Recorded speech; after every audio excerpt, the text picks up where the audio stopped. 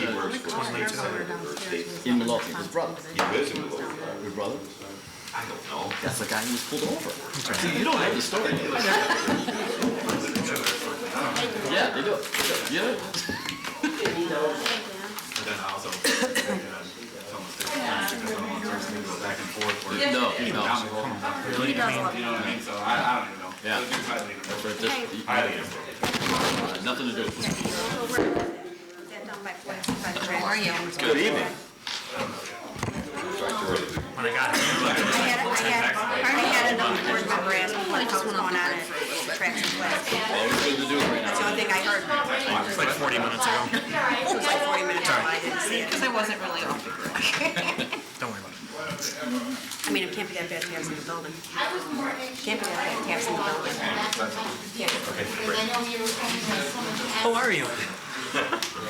You called the right number. Well, in that case, let's I keep just, moving. Hang on. all right. I'm tired. It's been a long week. Work? We had a memorial service for my nephew yesterday, so it's just been kind of a long week. Good evening. My sister's not doing Thank you all for coming out. At this time, I'll call to order the regularly scheduled committee meeting for the Village of Midlothian, November 7, 2018, at 7 p.m. Roll call, please. Trustee Cavey. Trustee Crowley. Here. Trustee Gillis. Here. Trustee Ivan. Trustee Killey. Here. Trustee Kreis. Here. Mayor LaRue. Here. You have a quorum. Please stand for the Pledge of Allegiance. I pledge allegiance to the flag of the United States of America and to the republic for which it stands, one nation, under God, indivisible, with liberty and justice for all. At this time, I'll open the floor to public comment. If you would like to be made a matter of public record, please stand, state your name and address, and your comment. George. George, just a quick question. Any further information on parking at the south end of Metro Line? For the village, fire department, police department? I don't think 2 weeks we- ago? Yeah, I don't think we've gotten any farther along with that, but I did talk to Trustee Ivan about it. He wants to talk to Metro about that as well. We all see the increase in empty spots, Right. especially in the south end, so I like the idea, so, but no movement at this point.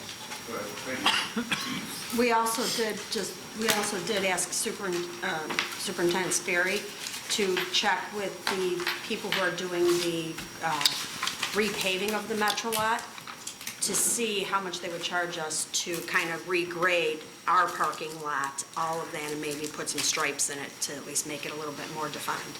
So Superintendent Sperry is going to check on that as well.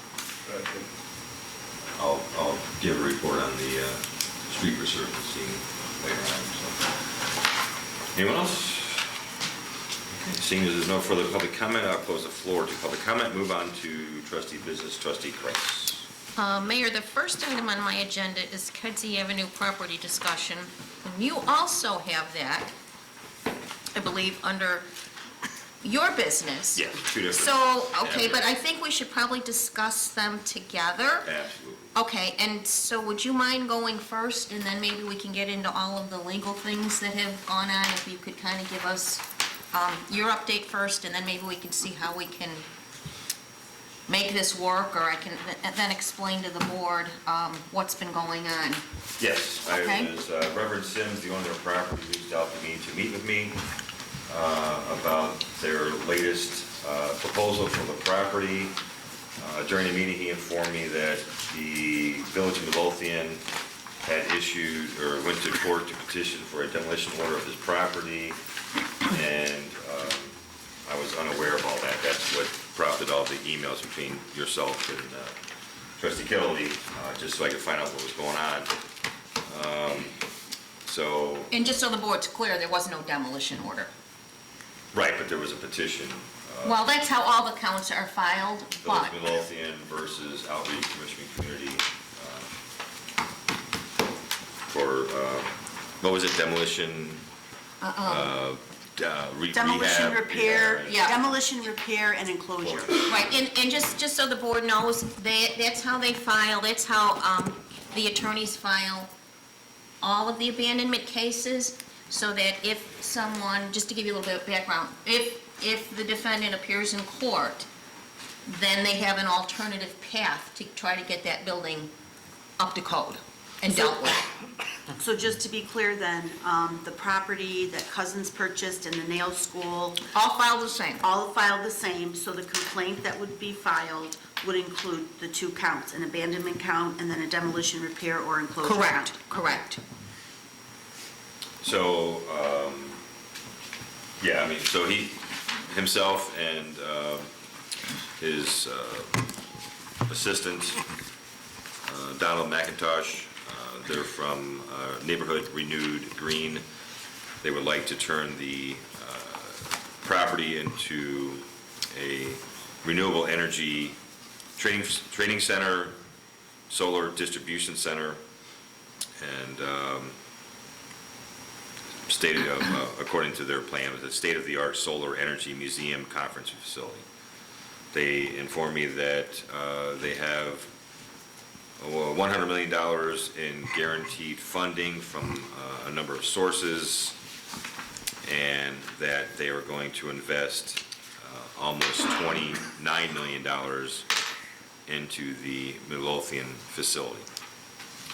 So I wanted to bring that to the board. I am strongly in favor of such a training facility. I've been speaking a long time about the need to engage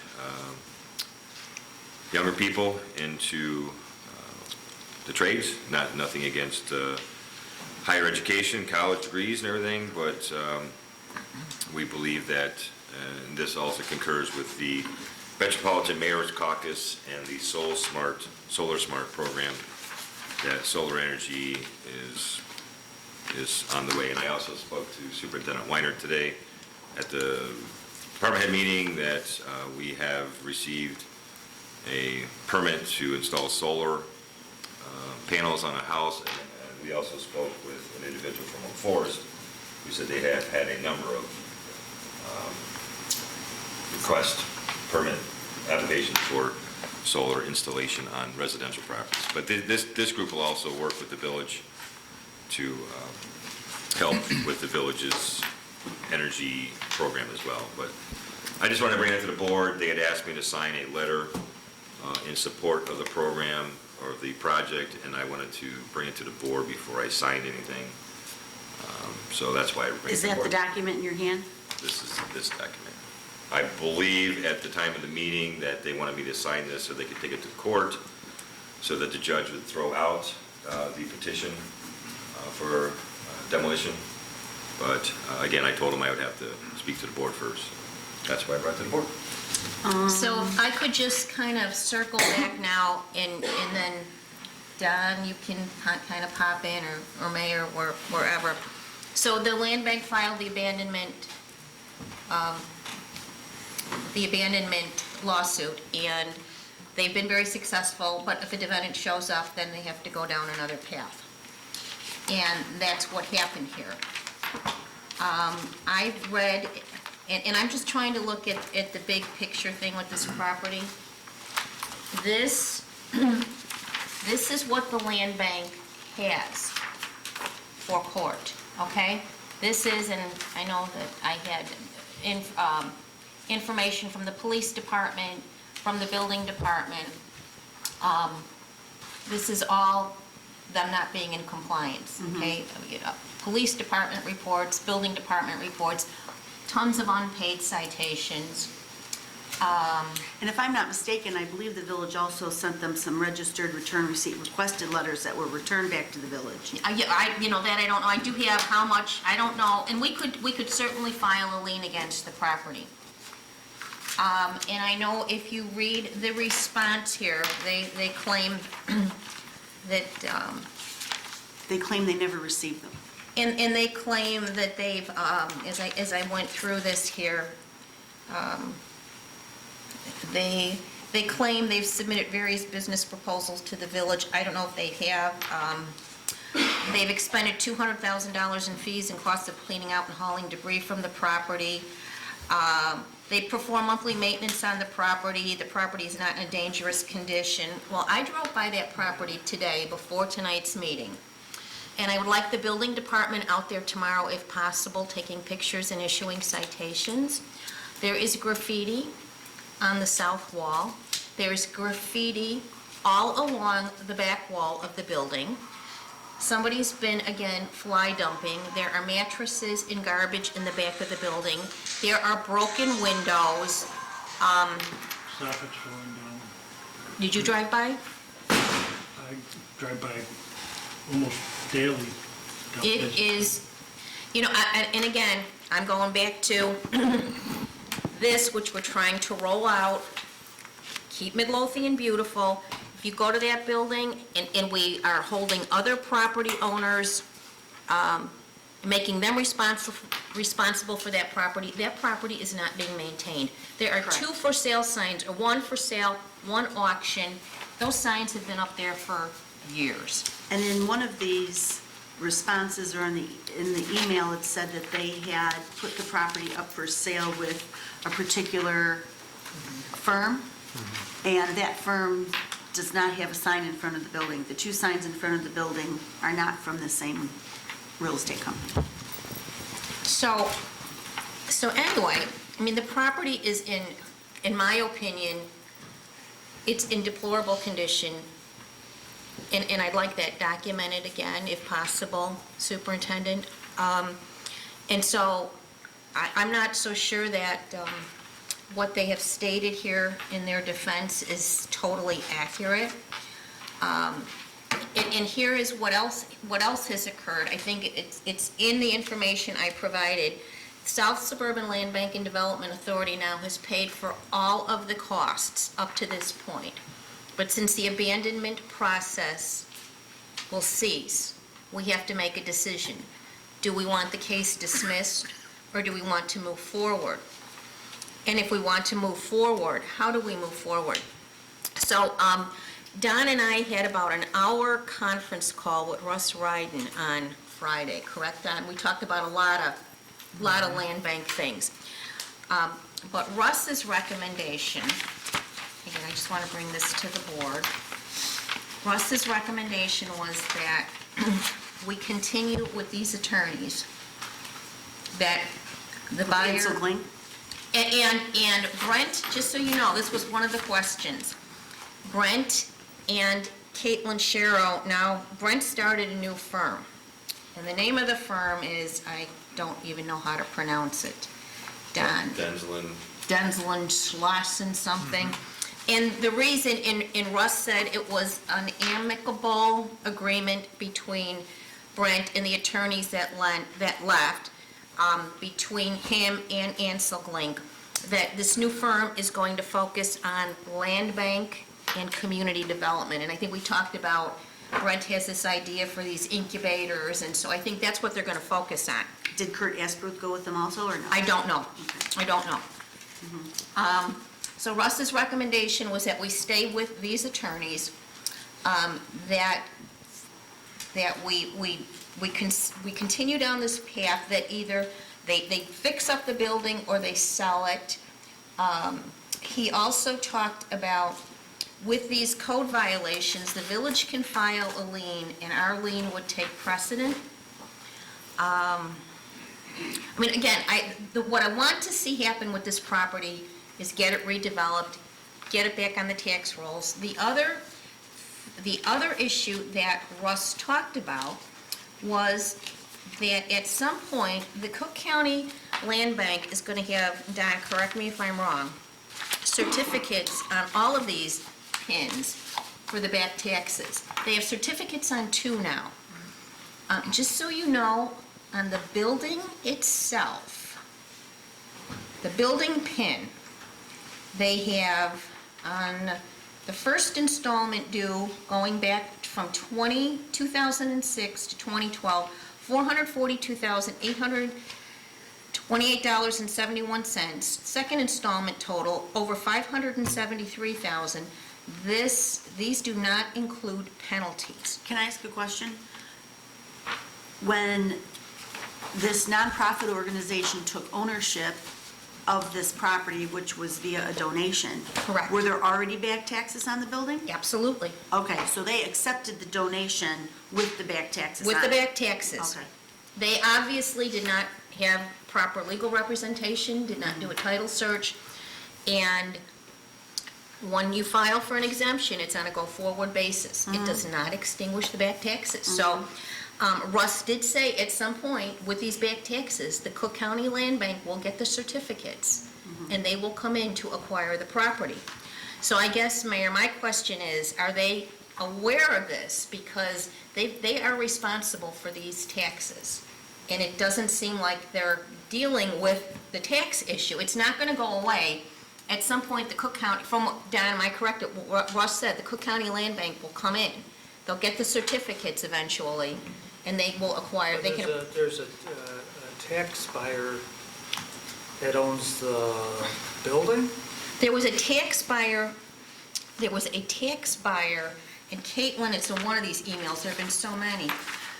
There's a tax buyer on the building, but she didn't know if that was an error, and what happens on a lot of these properties... and you I probably- don't think that information is included in the stream emails we have in our packet. I don't recall reading anything about a tax buyer on the building. Let me see if I can find that, and I printed out so I would have it all here tonight. Cook County Land Bank holds the certificates on 2 parking lot pins. They are part of the case because they are commonly owned with the building. The building pin has taxes purchased by a private tax buyer. No tax deed case has been filed that I can find, so there may be a sale and error eventually, or a case that may have very recently filed and not get populated online by the circuit court. If there's a sale and error, future tax certificate purchase and deed case might be feasible. So I guess, for discussion, and if we want to stay with them, they charge $195 an hour for attorney, $125 for paralegals. She estimated $3,000 to $5,000 in legal fees on a go-forward. We could cap an authorized amount or indicate an acceptable timeline, and then we would have to reevaluate. So I'm just putting this out there for discussion, and I guess what I would like to see, if they're serious about this, I think that they should allow the building department and the fire department to go in the building to do an inspection to find out what would be required to bring that building up to code, because that, in addition to the tax liability, there's probably, if I had to guess, a couple $100,000 worth of improvements that are necessary, and that the village should see some kind of a plan to bring that property up to code.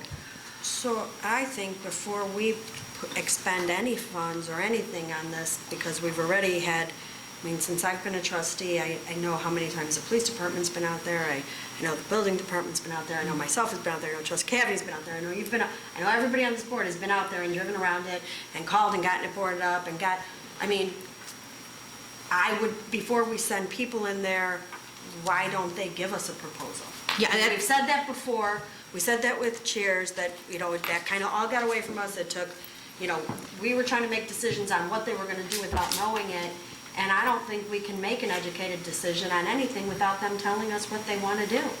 I could copy this. It's not quite a proposal on what they're going to physically do with the facility. It's drawings and it's... Is there timelines? Because I'll tell you, I'd like to see some hard timelines. I'd like to see them start coming due with some money that they owe the village for fines and things like that. I asked them, and while there was nothing in writing, they said immediately.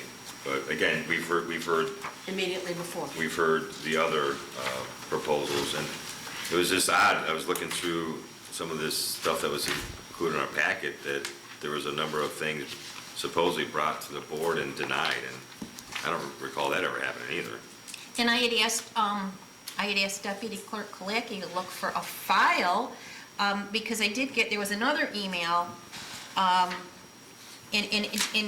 just tell me if anybody knows of anything that I don't know about.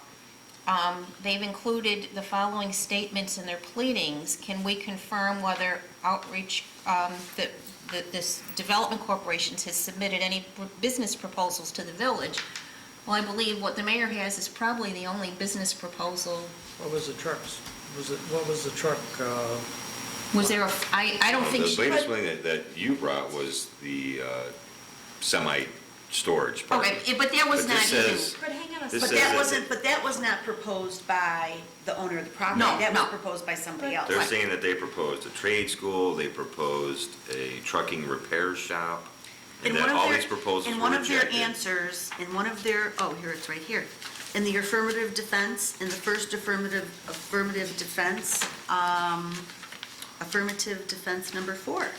Defendant has also talked to the village officials, parentheses, namely Mayor Sharon Ryback and others, and parentheses, regarding a trucking repair shop. That proposal was also rejected. That's the only reference to a person that the property owner, that this nonprofit has talked to Right. about anything. Then it says, defense number 5, defendant also sent at least 2 other companies to the village for the purposes of establishing a business. Those proposals were rejected by the village. So, I mean, I haven't seen it, is there's anybody else? statements here, but there's no credible evidence that we Right, can tie back to correct. anything. the trucking thing would be one. The truck repair shop? I don't The recall that. trucking, But that storage. wasn't But that brought... was recent No, by that someone was else. recent, recent. yes. From the developer. Yeah, that Yeah. was a developer, that was Who not. who's representing the bank Property that owns next the door. property Next adjacent to door. him? The foreclosed properties. Right. And this document that their answer was filed December 17th, or October 17th. When did you get what you have, Mayor?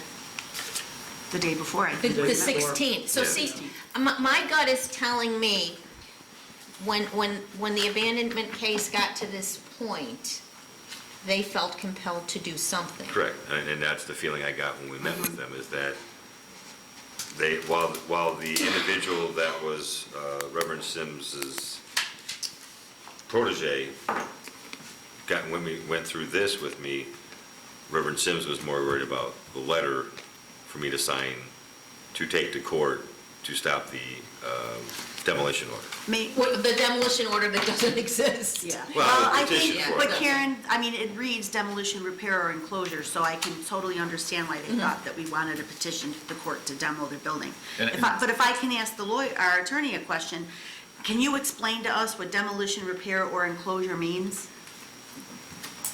It essentially, under the statute, the municipality has the authority to compel demolition of dangerous properties in the public's interest. I guess what I want to make clear is that the affirmative defenses that are presented with regard to the board's behavior in rejecting, presuming that it did, which it may not have, but let's, for the sake of argument, they did do it.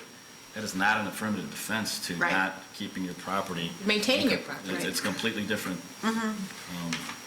authority. Right. So those, whether what the board did has nothing to do in terms of zoning, those other issues, that's a separate cause of action.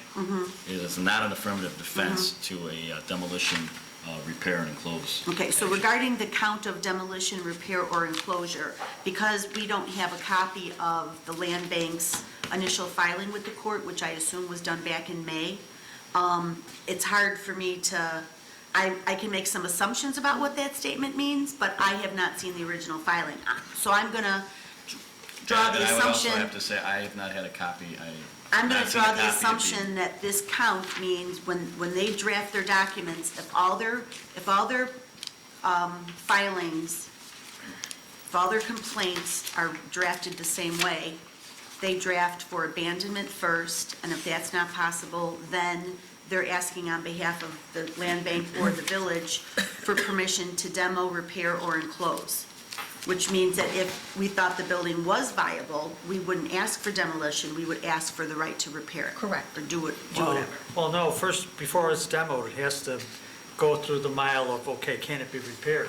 Demolition isn't the first option, it's the last. Okay, And well, it's- I would ask right It's here. not a remedy the court gives very easily, either Okay, demolition. if you could, please, tomorrow, go through your emails and find I'm sure that they probably gave you a copy of the No, they did final. not. they didn't. They didn't? And again, and I'm just trying to. Can you ask them to please, this is a pretty hot one now, we all need to stay on top of this. If you could please ask the law firm to send a copy, and if you could copy the board, and also make sure you copy Superintendent Weiner will. on this. I will, but I think, just going back, just some other questions that were sent, and I just want to see if anybody has any knowledge that I don't have, because I don't believe any of these apply. They submitted any business proposals to the village. Well, I think what the mayor has is the only proposal. Would that be a correct assumption? This That is current a board is absolute up. correct After the assumption. fact. After, okay, did they propose a trade school? I don't think we have anything about a trade school.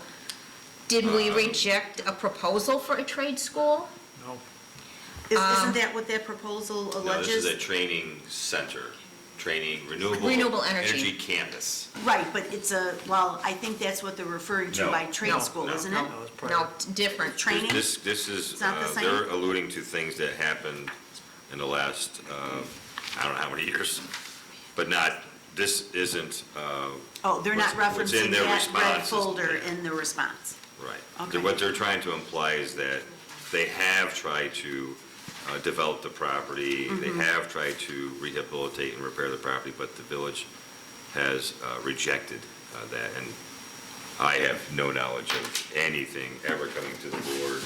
No, The only thing I can suggest, and just I have an a packet of opinion, information here that has nothing to do. with It's probably a lot of the stuff that I sent to the land bank, all the documentation that, all of the police reports and the citations. And then they said we rejected a trucking repair shop, which I don't believe. I just have to respond to Caitlin.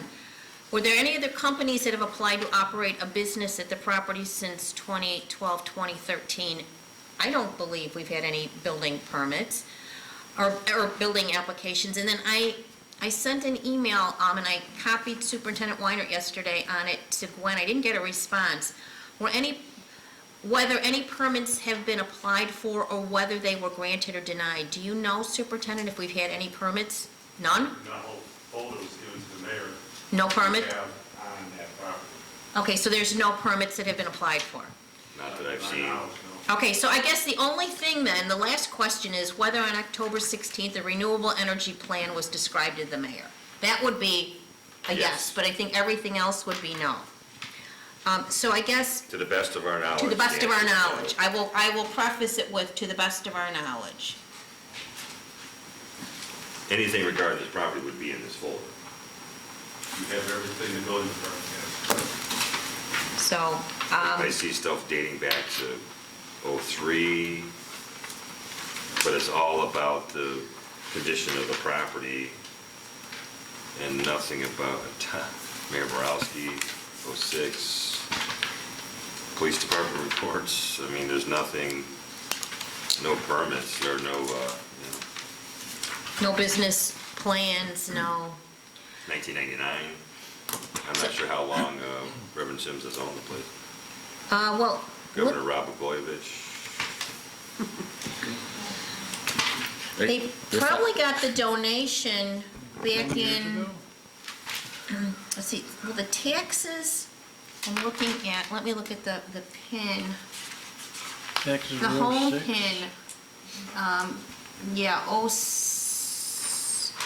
okay, they must have acquired the property in 2013, because the last, on here, the last taxes were from 2012, so they must have got it like 2012, 2013, which would make sense, because one of these questions from Caitlin Sherrill was based on 2012, 2013. So I guess my question is, and it was Russ's recommendation, and I feel very strongly about it because they are the experts. Brent is the expert on this. Do we want them to continue, and do we want to cap it, working on this case? I would, based on the knowledge we have now, until we learn something new, That would be my recommendation, because my concern is that if the village goes to court and allows South Suburban Land Bank just to drop it all and we walk away and we try to negotiate in good faith, they have not given us any good faith yet that they're gonna do anything. No. So my recommendation is that we proceed and, you know, we proceed under this, the demo, repair, and enclosure count, and ask the court to require that they repair the building. Okay. And we not have the case dismissed. Does anybody have a problem with that? Until we see some sort of proof from them that they're gonna do this. I mean, but let me ask you this. I know that we will have to pay the law firm separately to act on the village's behalf with regards to this. Is there any way of us recouping those legal fees? We could probably file a lien. In addition For the to, legal fees? Can you do that for legal fees? Yes. Okay. And lien for previous violations too. well, here we've got, and I guess maybe that's what we need to start again, Superintendent Weiner, these are all citations from 2017. But Karen, I think the problem with just the citations is those would have went to our moves court, and when they didn't appear, they would have been doubled and sometimes tripled, right, Chief? So I guess we've got to figure out what they owe, and we could file a lien, because here's a couple other options. And I know that there was another attorney involved, Kurt Asperud and Caitlin Sherrill, with Brent. And there was conversation back in May about having the current owner deed the property, do a deed in lieu of foreclosure to the South Suburban Land Bank and Development Authority. And then again, they take it over, they will maintain the property, we'll work with them to try to find an end user, but then the back taxes get extinguished. They have the authority to go in, and that's what they've done on all these properties they've acquired. But I don't think that, So, they don't want to go down that path. They had, I think that Ansel Glink had tried to explain this to their attorney, but I'm not quite sure that their attorney even understands how this works. You know, the overreaching thing is this there's probably, I haven't added it all up because there's back taxes on the parking lot pins as well. So there's probably, with the penalties, you know, there's probably maybe $1.5 million owed on this property. plus the board up fees, plus. Well, I'm just talking, everything the taxes are the biggest, Plus, the taxpayer's going to get his pound of flesh. pardon me? If there is a taxpayer, the taxpayer's going to get his pound of flesh on that. I was reading an article, well, sometimes they can charge up to 94% interest. Well, I think that's if it went to If sale. it actually was filed, though, we have to Yeah. make sure that. But if we're going to hire these, we're going to continue with the, basically the present attorney Denzin's firm, I would suggest that we put a cap on the amount we're going to spend and then review it before we go further. Would that be agreeable to the board? Well, I mean, I'd like to see how much they owe. I mean, I'm sure they'd like to know that too. Like, Right. this doesn't make sense if there's $1 million in fees and board up and all of that, and over $1 million in taxes. I mean, I have no idea how much it is over all the years. But can we get a printout from the company? Can you get that for us, Chief, and send it to me? I did ask about all this stuff during our meeting, and they just repeatedly told me that it would be taken care of, that they have the funding. And again, I'm not, No. I know you're trying And to be maybe objective. they do, and then it's a Yeah. win-win for everybody. I'm fine with that too, but I think they need to know how much it is before anybody can make that determination. Right, And and I then- don't think that the village should sign off on any document to give them to take to court. And I would like to know who their funders are. Could they, and I think the attorney would probably, we would be within our right to ask to see who their funders are and be able to verify that. Or at least Ansel Glink or whatever it is now, Denzin Soljan would be able to ask for that. Sultan Zadeh. Yeah, don't ask me. Sultan Zada. DSW? I would like to get a look at the intergovernmental agreement as we are transitioning between what the land bank is doing pursuant to that agreement at no charge, and now venturing into an area in which we're going to be on the meter, I don't know that I can advise the board, because we don't know where that crossover point is, what is pursuant to the intergovernmental agreement they're doing for free, and when we start paying. And I'm not saying that we shouldn't do it, I'm just saying that the You're board right, has we to... need to know that information. They have to as know well. that information. They're going to be billing pursuant to an intergovernmental agreement, and we don't have it right now. All right, so I'm not going to sign Wait, it. hold They're on, not hold on. You don't have the intergovernmental? Yeah, we do, we have an We do it, we intergovernmental. haven't looked at it, that's all I'm saying. We haven't looked at it, so we don't, I don't know what the proposal is that trustee Kreis is bringing forward, that the new law firm, I don't know where that fits in terms of what that agreement says they're supposed to pay or what they're supposed to charge. And what It's is supposed to be. it's not, it has anything to do with the land bank. The land bank's just washing their hands of it. They're going after abandonment. When they couldn't get abandonment, then it's on our dime. Right, it's on our dime. So Denson is proposing that they charge $195 an hour. For They believe that- attorneys. For attorneys, $125 for clerks, but they believe that the bill, at least to get it to a decent point, would be $3,000 to $5,000 is what they're thinking And we it's could gonna cap cost. it at that. We could cap it at that and then take another look. Depending on what Yeah. happens as this Or thing we could, unfolds. we could talk to them again and say, hey, look, do you know you have about $1.5 million back taxes here? Do you understand that? And I Or more? agree, but I also agree with Nick that we need to review the IGA again before we go down this road. Well, I can get him the IGA, but I think it's pretty clear cut, from my recall, is that, I'd like to read it also. okay, I'll get it to Because I believe, everybody. if I'm not mistaken, that IGA was signed before Kathy and Sandy. It was, Okay. it was. We've So been, you we've know, not seen it. It was BC. it was BC. So, but anyway, so, but the overall, you look at the IGA, but it sounds like we would like them to continue because we want to get this property addressed. I mean, So I'm not signing anything tonight. no. All right, I will not sign a letter on behalf of the What village. does it say? Just that I am signing off on moving forward with this venture. Yes. And they already had it prepared on our letterhead? No, Maria put that on. And again, just to be clear for the board, having read their affirmative defenses and their answer to the complaint, none of that has anything to do with complying with the village code regarding securing the building. No, they're just trying to get the demolition order thrown out. Right. And that's, That doesn't have that's, anything to do and with that, that and It that, doesn't have any- and that count is the only thing. They thought Right. that this letter signed by me would weigh Yeah. heavy on the judge's mind, that the village of Midlothian fully supports. And I want to go on record to say, I am firmly in favor of this plan. I believe that a training facility, a renewable energy campus in Midlothian would be a good thing.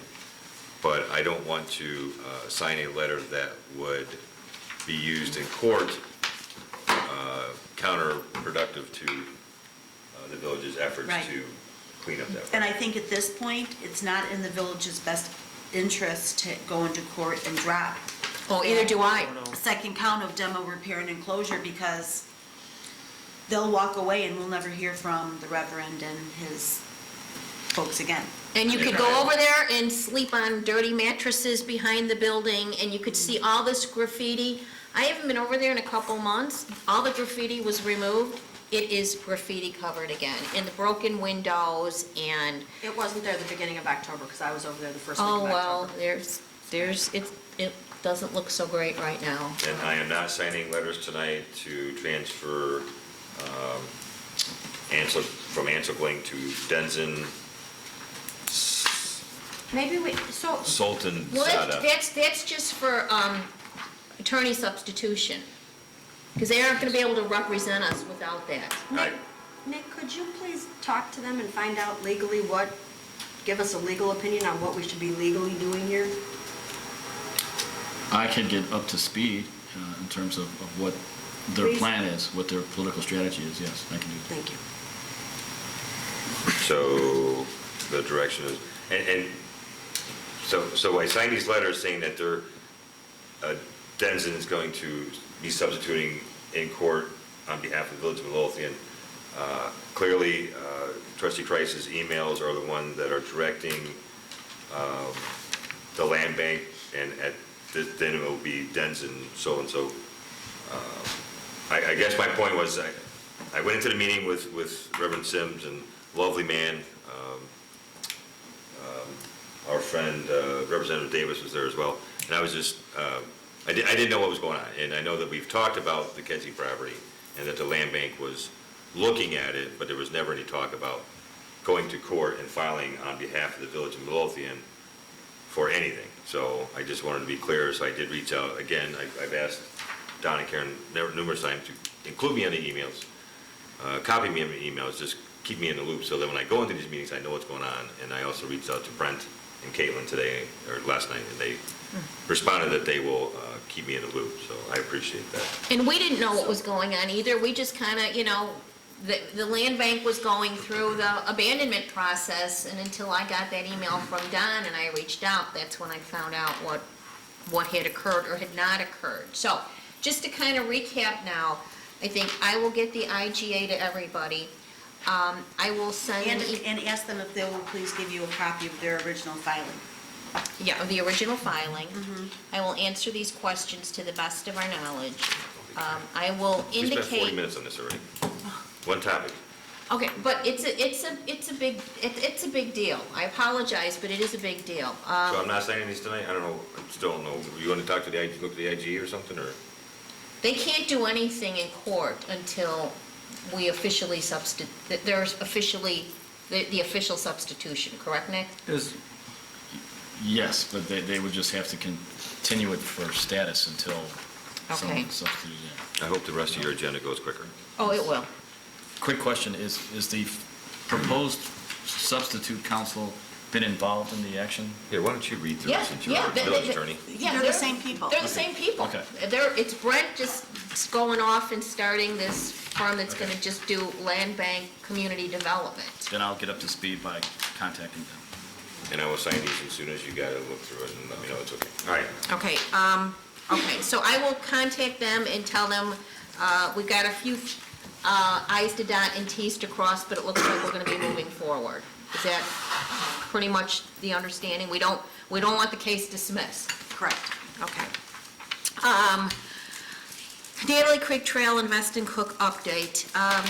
Last week, we met to go over, Diane Banta had orchestrated getting all of the proposals. There were 4 submissions. We had a review committee. It consisted from Midlothian of myself, Superintendent Sperry, from Crestwood, Mayor Presta and Bill Graffio, and from Oak Forest, Travis Banstra and Troy Ishler. We reviewed the 4 proposals. We selected 2 that we thought were very strong, and we have interviews set up on next Tuesday. And so hopefully I will have a recommendation, we'll have a recommendation to the board very soon on who this subcommittee of the Natalie Creek Committee decided to do the Phase 1. But it was kind of interesting, we were all pretty much on the same page when we reviewed the proposals. And the next Natalie Creek meeting is next Thursday at 11 a.m. Keep Midlothian Beautiful update. I received an email from the mayor that indicated that Deputy Clerk Kalaki doesn't have time to serve as the executive director, and we're going to have to seek a new executive director for Keep Midlothian Beautiful. I've been doing a lot of research, met with Karen Rosmus, because this is such an important project that whoever heads it has to be the right person. The way I kind of envision this is the person would probably be like our health officer. Kind of flexible, because there would be a lot of community outreach and attending functions and educating. I'm trying to start working on the job description now. I think it'll be, I really think it'll be a part-time position, but stay tuned, and our next meeting is November 15th at noon. That'll follow the Natalie Creek meeting. MWRD, I've sent everybody a couple emails. The groundbreaking for Natalie Creek is on November 19th at 3 p.m. I'm working with the district on that. Can you tell me who's been invited from the village? Who's been, what do you mean, who's been? Well, who is this invitation going out to? So we can, I had asked to get it on the village website. I did send it to our friends at U.S. Army Corps. Ahmed said he's going to try to be there. Harriet cannot be there. So if you know of someone that you think should be there, The original Flood Lothian? they all know about it. Okay. Yeah, you know about it, right? Didn't Helen tell you? Yeah. I know, but what about like the Marlins and Ruben and Sharon Pacina and Mary Helen? I'm Those are not the sure. original Flood Lothian five. I'm not sure who Helen has contacted, but I know she was doing outreach as well. Shouldn't we maybe send this to Yeah, them in the mail? I don't know that I have all of their email addresses, but that's good. I know I have Ruben's, and I think Helen was gonna reach out to Ruben as well. I was thinking it would go in the mail. So is there an agenda for this? Who's all Allison included? at the district is working on it. And who's going to be speaking at it? Can we see this before it all happens? Like, what's going to all be included in this? So what she asked for was, I reached out to Ben Salgado, I'm still waiting for a Who is that? response. He's the head of the music department at Bremen. Superintendent Sperry knows about it, the mayor will be asked to say some words, I think Mayor Cuspel will be there to say some words. Helen, I think, should say some words. I would like to say some words. Okay, so we're gonna have shovels. Helen told me she's got a special shovel, Chris, I think that you gave her? Allison said typically 3 commissioners show up from the district. She can't predict.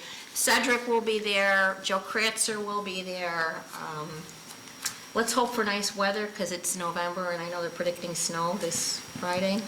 Well, if the lady that you're working with at MWRD gives you some sort of Oh, I'll general give it to schedule, everybody. Please let us know. And I actually emailed her yesterday, and I haven't heard back from her. I think she might have been out working yesterday because it was election day, and a number of the commissioners were up for reelection, so that's just an assumption on my part. So, okay, we're gonna have a shovel, well, we're gonna have a groundbreaking. I'm not so sure how soon they're gonna actually start the project, but they wanna have the groundbreaking, which is very positive. Is it going to be right in the middle of the street or on someone's lawn? No, they're going to they're probably going to put a tent, and again, this is all still under development. I don't know. I've reached out to Allison to see if she's gotten anything finalized. The tent, they were going to bring a tent, and it will probably be on the west side of Kilpatrick. The dirt will probably be on the east side of Kilpatrick sidewalk. We don't want to go on that. We only have permission to the easement, the signed easement agreements near the cement channel, so we can't, I don't want to be out on that property and have the apartment owners calling the police. And we may need help with traffic control that day, because I'm not sure, I have no idea how many people will show up. I mean, when we had the ceremony for the water tower, we had quite a few people there. So, Karen, when you know, will you make sure you send a copy of the agenda and exactly where they're going to be when they confirm? yes, I will, but I have nothing. I have nothing from her So we right can now. let the police department know where and when to be? Yes. Oh, absolutely, but I was waiting for that information before I did send everybody the invitation, so you could at least get it on your calendar. Yeah, I reached out to Cedric last night as well, because I hadn't been involved in the planning of any of this, so actually the first email Joe Sperry had to forward to me, because I wasn't on the email list, but he alluded to the fact that you were handling, Trustee Christ, the invitations and... Trying to work with them to make sure it's Right. a nice event and seamless, and so. So they are going to put together an agenda for the... They are. They're going to put together an agenda, and she's going to put together a plan, but I've got nothing. I emailed her again, and I've seen nothing that I can share with everybody when I get it. Any other questions? Yesterday, I attended South Suburban Mayors and Managers Transportation Committee. I was asked to do a presentation on our transit-oriented development area, and it went very well, and it was really interesting attending the Transportation Committee. I learned a lot. And I think that's all I have, because I've taken up a lot of time. I'm sorry, I apologize, but Kedzie property was a big issue. All right, trustee Abbott could not make it tonight. Trustee Crowley will bring up his business under her business. Trustee Gillis. Yes, and I will make up for the used time by being short. I can always count on you, Jerry. I believe the board was informed by Chief Wagner the request to replace a part-time firefighter paramedic that has left with a new one. He's passed a background check, so I'm going to pass this over to the mayor, please, for signature and to move it forward, and that's all I have. And we're losing another part-timer Yes. today, Yes. And there's, down to we're 8. down, yes, From we're down 15 3. to 8. Yeah, we were holding 11. With this one, I believe will be up to 9, so we're still too short of what we've been holding, 11, but 15 is the ideal number. And there is a possibility we may be losing a full-time firefighter paramedic too. That's it? That's it. Trustee Gavin. Thank you, Mayor. First, I would like to thank Jerry and Sandy for taking care of Field of Dreams Fall Fest event in my absence while I was gone. They did a fabulous job of organizing things and pulling it all together. I know that the weather was not so fabulous that day, and I appreciate them. I appreciate everybody who attended, especially in the icky rain.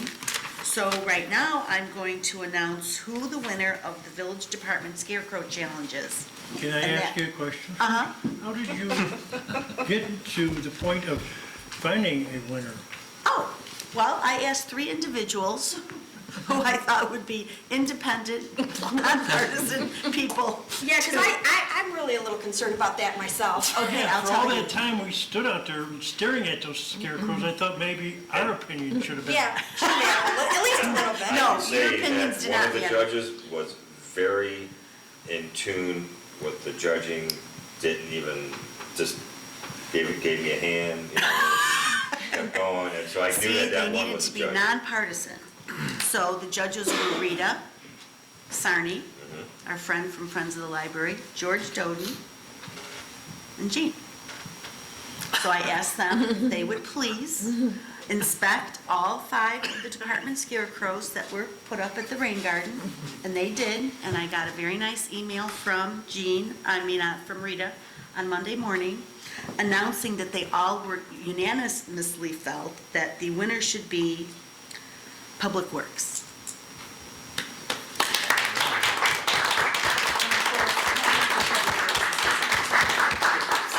And here to accept the award, So I'll send Joe and trustee Gillis. Kristen.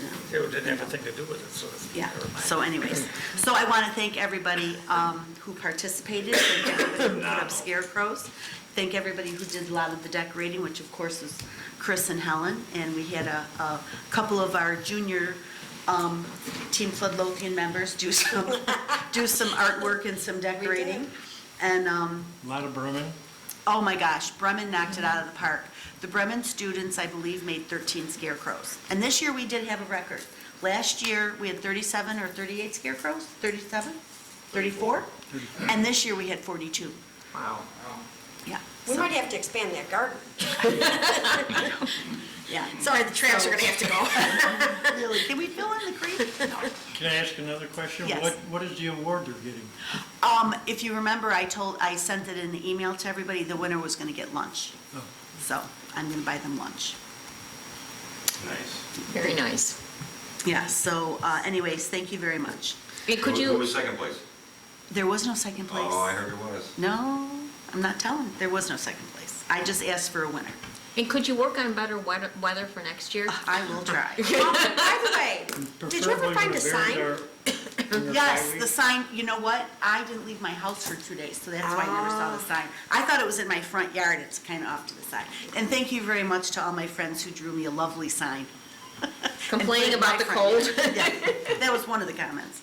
But I'm happy to announce for next year, for next year's Fall Fest, Myself and Mary Chiz are going to be working with the Park District. The Park District is going to advertise in their fall catalog next year that Mary Chiz and I are going to be doing a scarecrow building workshop.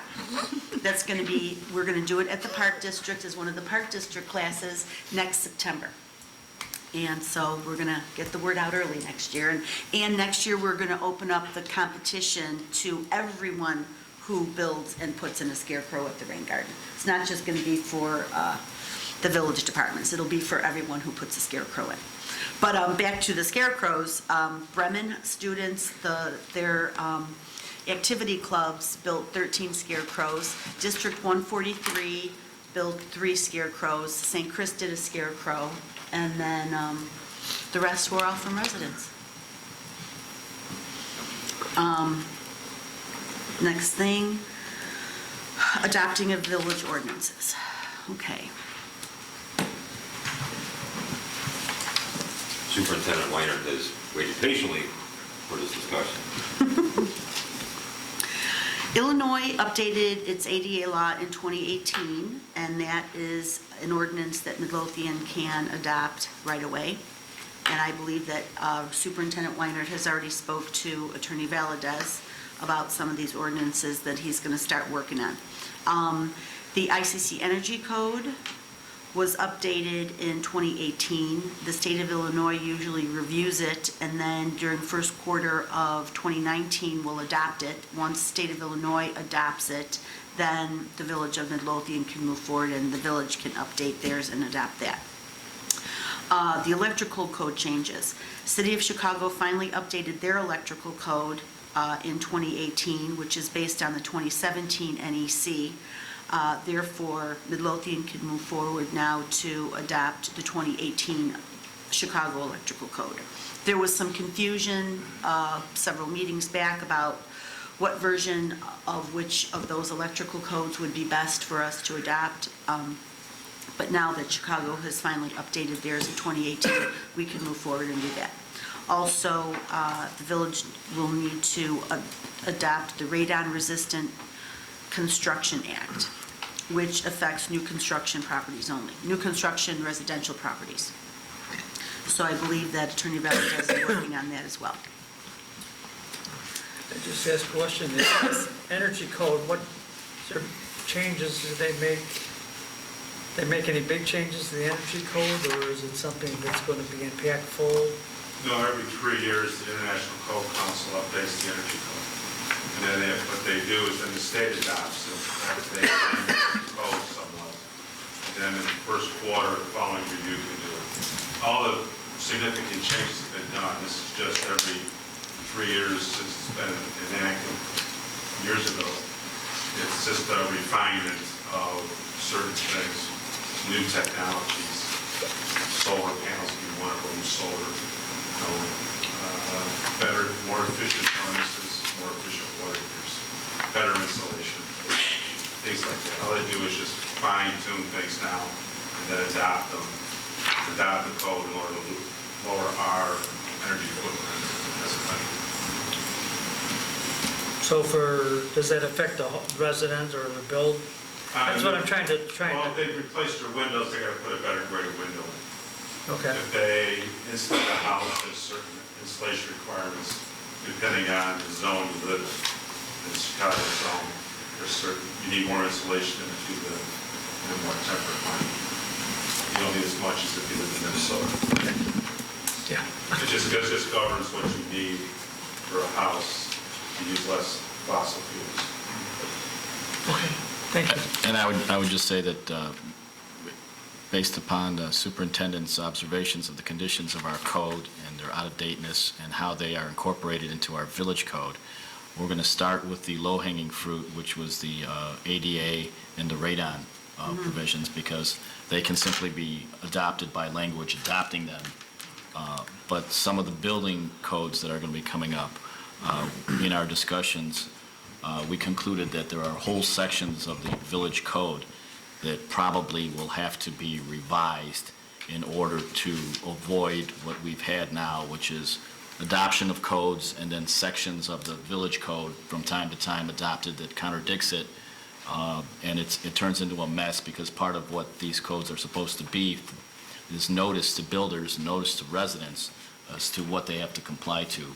So when we have a village code that has been adopted and amended over 50 years in some cases, and then we replace it by reference to a model code, it turns into a mess.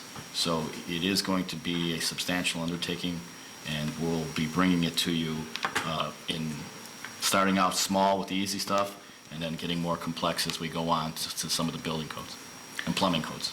Correct. And the new ICC code books have arrived.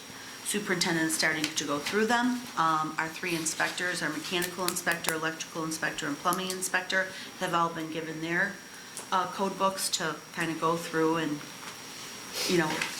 refresh themselves, get updates, and then discuss them with Superintendent Weinert. So the process has begun. And Superintendent Weinert has already signed up to go to FEMA CRS class in Emmitsburg, Maryland, next March. And CRS class? And that's all I have. Going back to the solar panels, we did have a discussion at the department head meeting, and fire department brought up a problem, as people are lining their roofs with solar panels. How is the fire department able to, what do you call it when you break open the roof? Ventilate. So that's something that we'll have to work together on. And so this is very interesting. Anyway, sorry. Trustee Kilby. Thank you, Mayor. I'll start with the bottom here.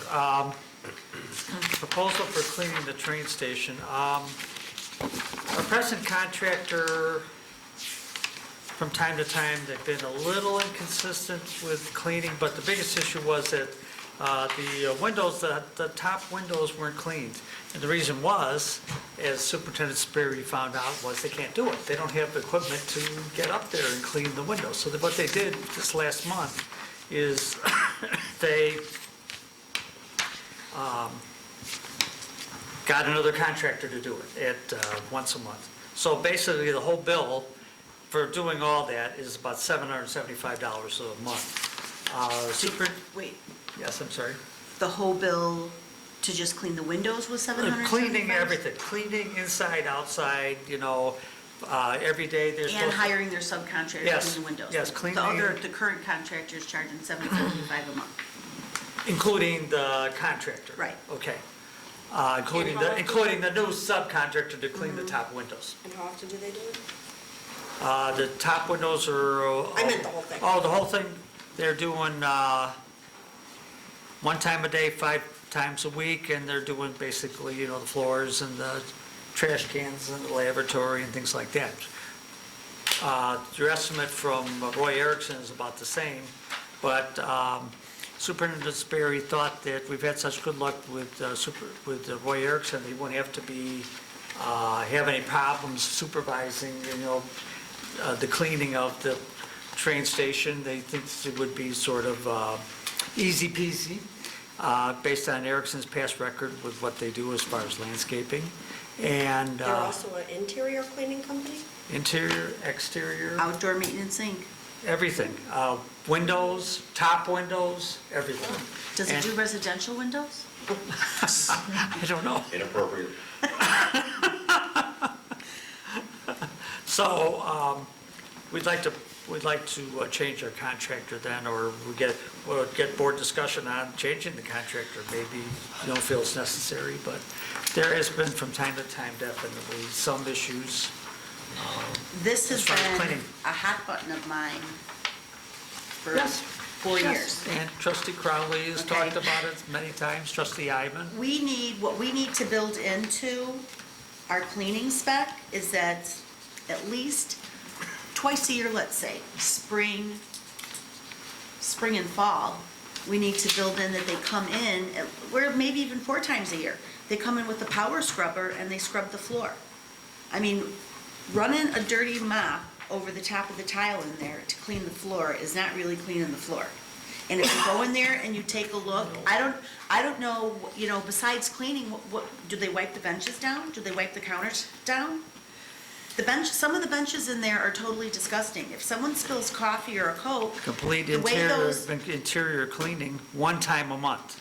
Complete interior cleaning one time a month. Well, I don't think it's just interior. no, because- it's the windows. Oh, the windows? No, the complete interior and exterior once a month is only for the windows.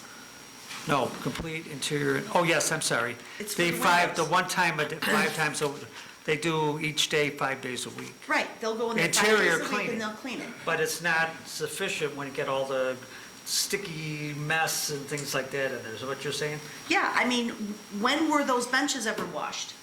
Well, This does one not thing that include would be benches. better would be like quarterly steam cleaning. Yeah, absolutely, something like that would be fine.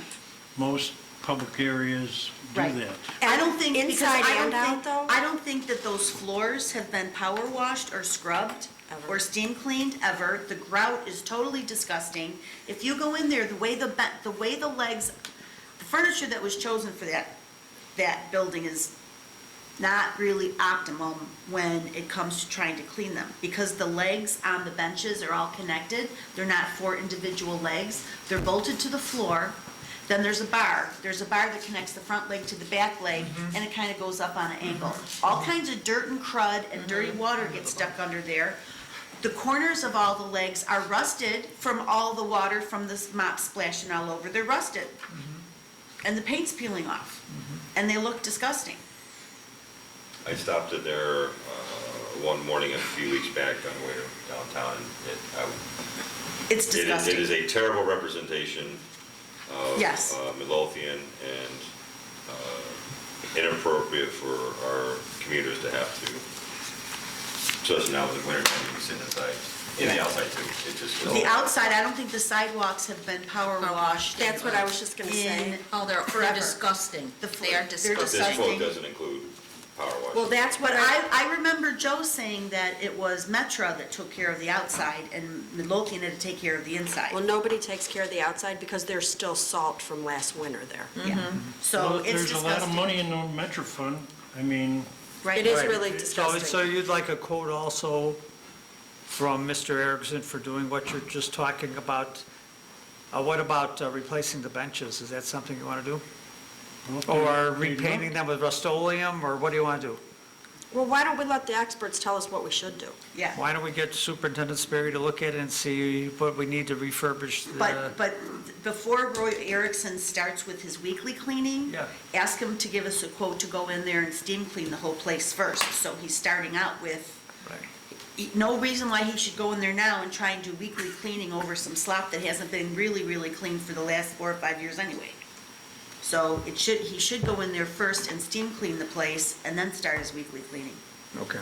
It's just one of those other things that, well, for the longest time, we didn't have the money to do anything, you know? Right. And then, but as you, like myself, I know a lot of other members of the board have been to other train stations, other municipalities, and Yeah.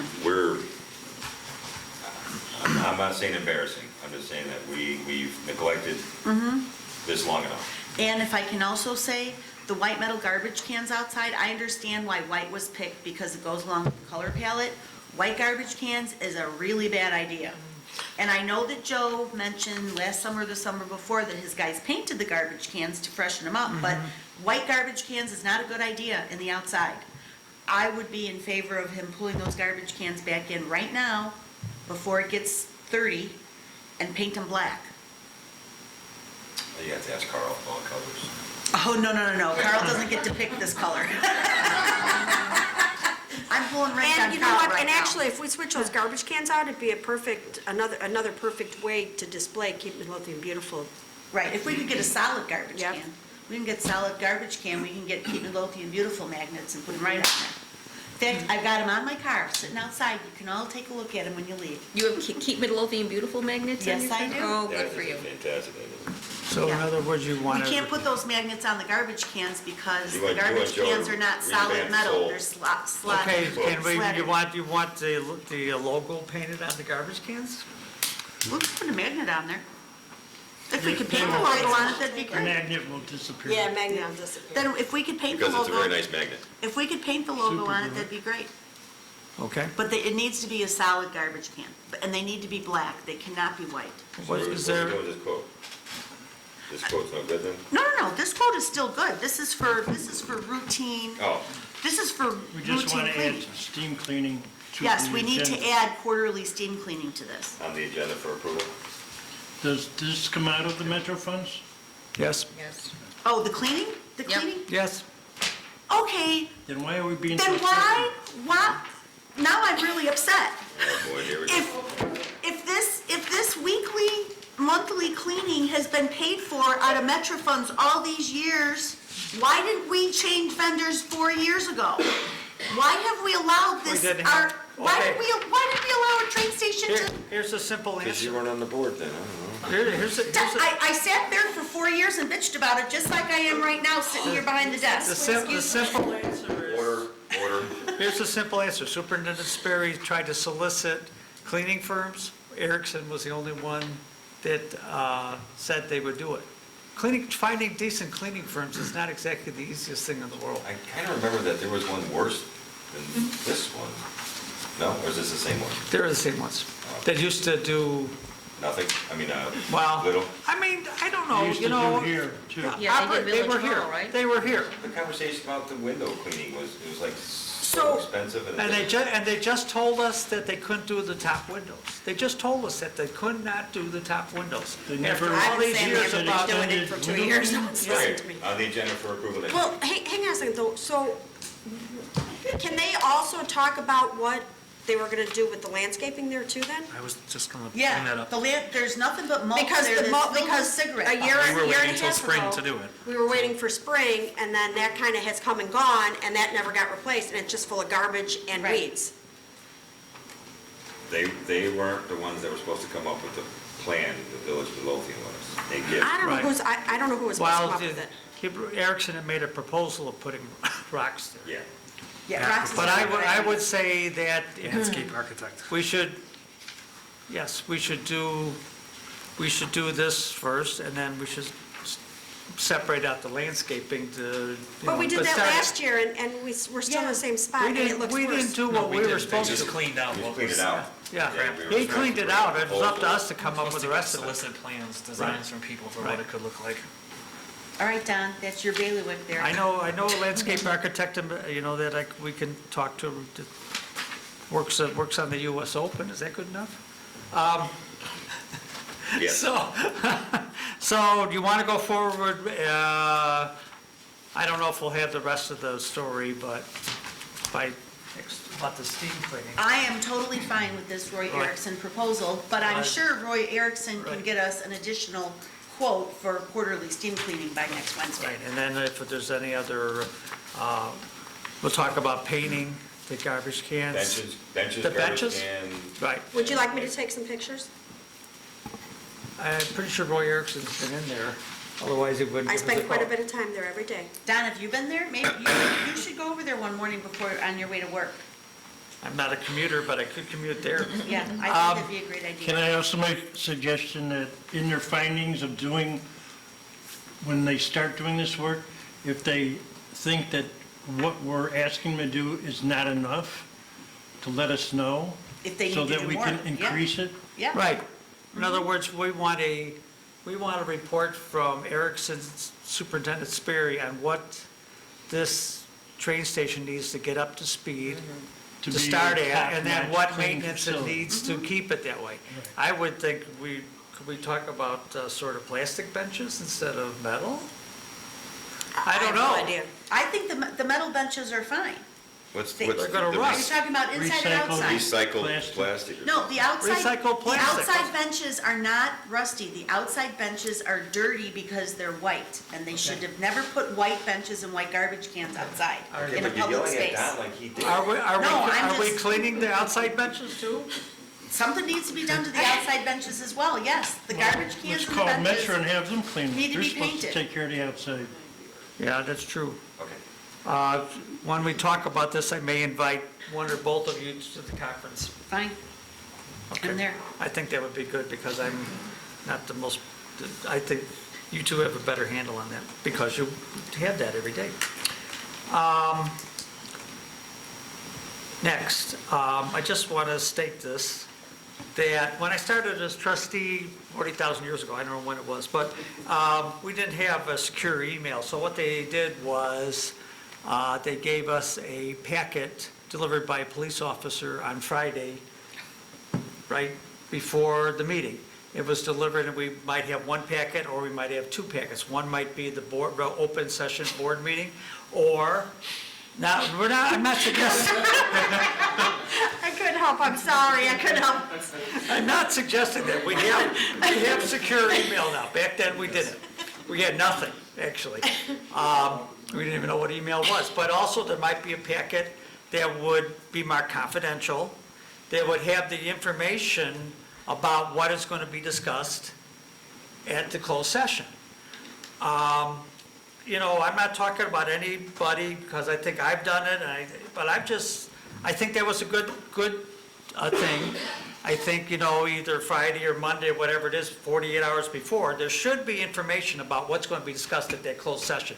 If there's things that materials that are going to be passed out at that meeting, it should be passed out 48 hours before the meeting, so that you can sit there and look at what's being discussed and have some intelligent comments or answers about what's going on. Having it passed out at the meeting and then talking about it is useless. And so I would like to propose that if we do have information that is going to be passed out at the meeting, that we go by the 48-hour deadline too, as much as we can. Now, there's going to be emergencies too, or there's going to be things that come up at the meeting, we might go to closed session. But I'm talking about the regular course. If we're talking about anything like the million things we've talked about, all these things that were passed out at the meeting, I think 90% of them could have been passed out 48 hours before, and let the board do its homework, their homework, just like they do with the information for the regular session. The only comment I got is, I firmly believe in getting information as soon as possible and plenty of time, but we are in a FOIA world, and every correspondence between board members is FOIAble, which would then negate the purpose of the closed session. When we get to board docs, I have a solution for that. Oh, you do? Yes, you do. It's on a gas pipe. It's electronic. Yes. And So when sometimes- Alan gets his proposal, And it's this actually thing will work. stored, executive session items are stored on a different server, which are not FOIAble. Okay. I just, you know, I don't think the way we're doing it is productive now. And I did it too. You know, I mean, for some things that pertain to my department, I did the same thing. I think we have to change that, and so I'm definitely in favor of Clerk Mosko's proposal. Last thing, the Finance Committee has looked at at a proposed new policy on health insurance regarding retirees and new hires. And it was discussed at the last Finance Committee meeting, and the wording was not sufficient, so we asked that it be reworded, and it was reworded, but and what's here is fine, but you know, as far as what the Finance Committee talked about, but it didn't discuss about retirees who retire before 65. Retirees who retire early. So this is designed to handle what is the policy for retirees who retire before 65? How will their insurance be handled? And we have two different options here. I think option A, the first one, was I think what we discussed, but I also put in option B on the off chance that was something that would be discussed, and not everybody was at the Finance Committee meeting, so it just would clarify what's happening. And we have to understand too, that we have another policy, Trustee Kreis, that pertains to this also, and there was the 2004 one, about who's eligible dependent-wise, and I would suggest that if we do this, we have tier 1, 2, and 3, so we don't get totally confused on what's going on. But, you know, depending upon when you were hired then, was covered, you know, we were supposed to have been paying spouse and dependent retiree health care insurance based on the date of hire. And I don't think we did that, except some departments were telling their employees about that and others weren't because they didn't have the information. But for what we have now, I'm proposing that one of these two options should be added to the policy, and this policy should be on the agenda for next week. Well, when we talked about this in the Finance Committee, I thought we had some changes that were going to be made to it. Right. Which and I don't is see here. those.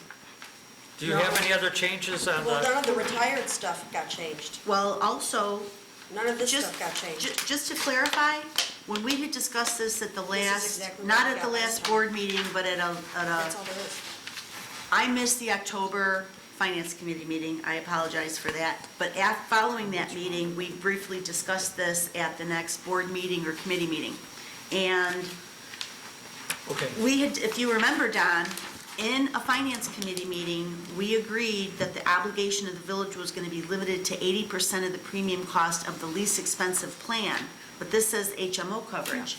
I thought that that's what we had agreed to. There's no, oh, go ahead. Okay, all right, okay, let's start with the base plan, because trustee Crowley has a question about the, So when we. I do too. I have a question about your. no, not mine, page two. what was from This. Okay. and I this. do- Let's start with this first Right, and then go okay. from there. That's what I said. I thought that we agreed that the village would pay 80% of the premium cost of the least expensive plan offered by the village, not the For- HMO coverage. No, not the, no. No, we said. On this page HMO. right here. No, HMO. We said HMO, because the least expensive is not a real comparable plan to the So others. this is correct then? Right. HMO one is correct. Right. Okay, very good. What do you have? I'm Well, sorry. I couldn't find where I took my notes, because I think I have it in another folder. Well, what do you but think it should say? But- That's what we're talking about. When we talked about this, we talked about,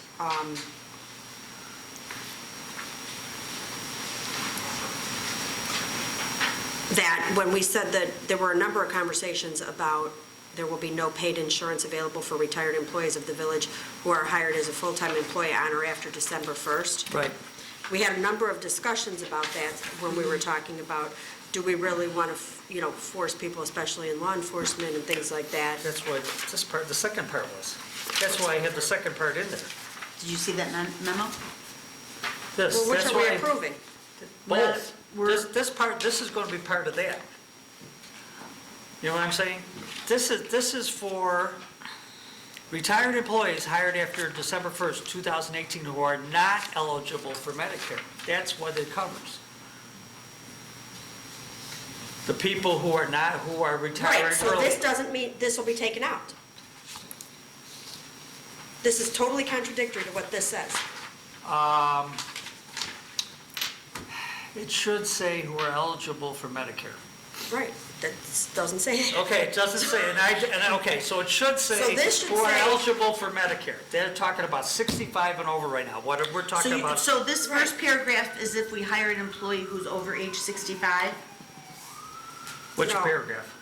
No, Okay, the- you have, No, okay, time out, it's time A or out. B. I'm lost. Right, You guys A or are B. confusing down there. The first paragraph says, employees of the Village of Midlothian who've been hired after December 1st and are eligible for Medicare will not be eligible for paid medical insurance That's from the right. village. So That's that would assume that that employee would be over age 65, or age 65 and over. That's right.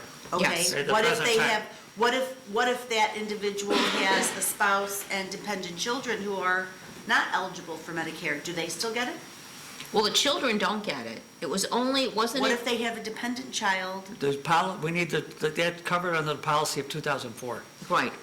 which we have to look at. That's a separate Well, policy. I don't have a copy of the Right, policy from right. 2004. I don't think anybody did until trustee Christ brought it up. In my But archives. basically, for employees hired after 2004, it had gradually eliminated paying for children and And also spouse. phased out the paying for spouses. Right. So I'm not trying to cover that. All I'm saying is the second paragraph is retired employees hired after December 1st, 2018 and not eligible for Medicare will be eligible for paid group insurance from the Village of Midlothian. The copay the retired employee, the copay the retired employee copay, that's wrong, shall be what the employee paid at the last month of employment. Or the second paragraph is something different. This, the bottom two paragraphs are something different. That is something else. It's the same scenario, but we would pay on a different basis. But we got to make clear that if the people retire early, they will have paid insurance from the village. Right. It's just, you have to decide on what basis it's going to be. Is it going to be, if that's what you want, is it going to be at the same they paid when they were employees? Or is it going to be on a scenario that we're talking about 80% of the HMO coverage?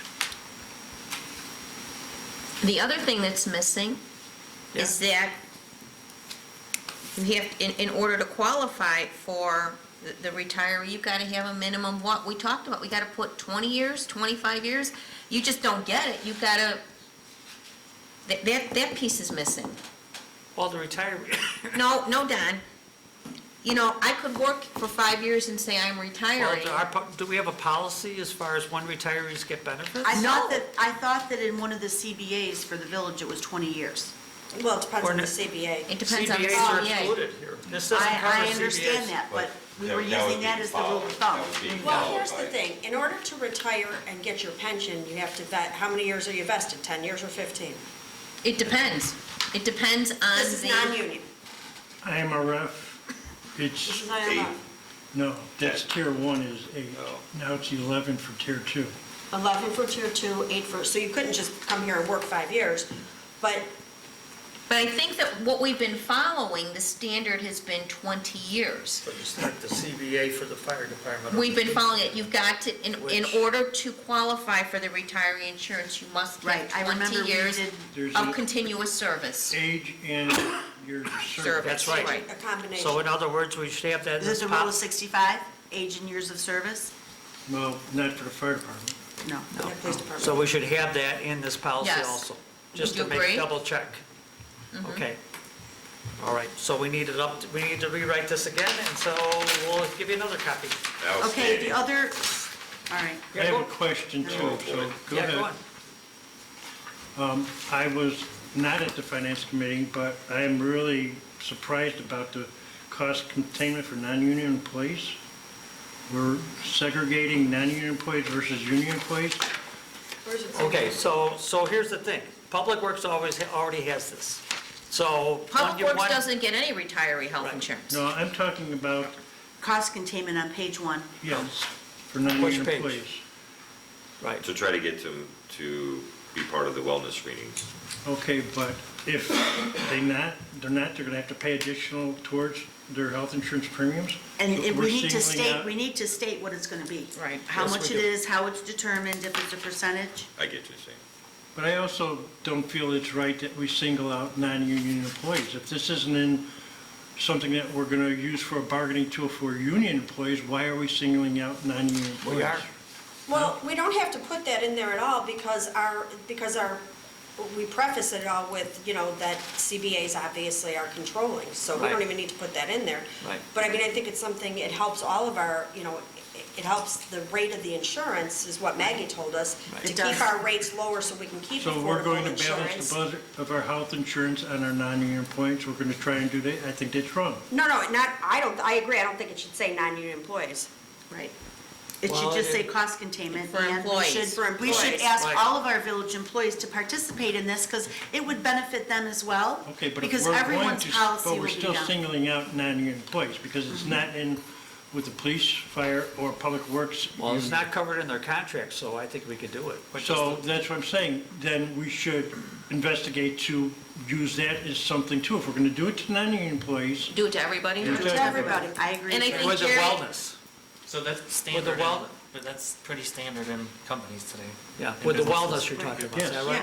So you Yes, have a- you have it's a not rate covered in the schedule. CBA, so in either, anybody, so I don't know, and, you know, everything's comparable. If we do it across the board, everything's comparable, so the wellness should fly.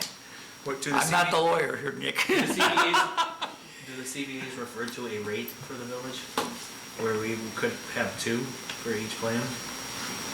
I'll have to check each No, it is, collective bargaining agreement. Participating and those not participating, and Interesting enough, there's been some litigation with regard to that recently in the context of the village, or the employer, I should say, being able to get the health records of the individuals to confirm whether they were complying with that provision. I'll do some more research into it, but the initial indications are that employers may Well, we do it here. We do it request that here. information. it's not like we're asking the doctor, or at the well, if they show up at the wellness fair, this is what we're talking about. We're not And gonna, I think that's fine. Yeah. I think that's going to be fine. oh, we're not gonna, no. Okay, And Jerry, if I could just interject, the reason we decided to put this in here is that we had the wellness screening this year, and we ended up having to pay money because we didn't have enough participants. Okay, well, I still don't think it should say non-union When we employees. take the non-union fine, we're out. taking it out. we should offer them lower rates for.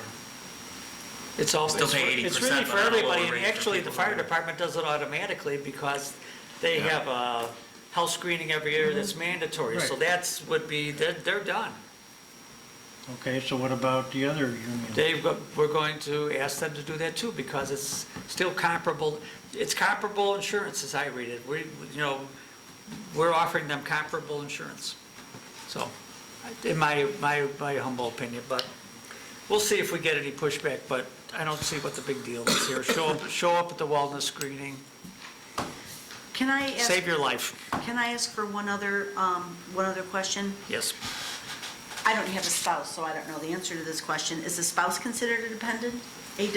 Because if not, shouldn't this read employee, spouse, and/or dependents? Because right now it just says employee and dependents. In the 2004 policy, it does separate out spouse.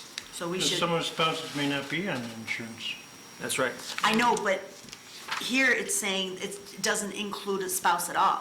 I'm just saying, if you want to include your spouse, it just refers to employee and dependents. So one would read this and think spouses are not included. So I just want to make sure we include the spouses.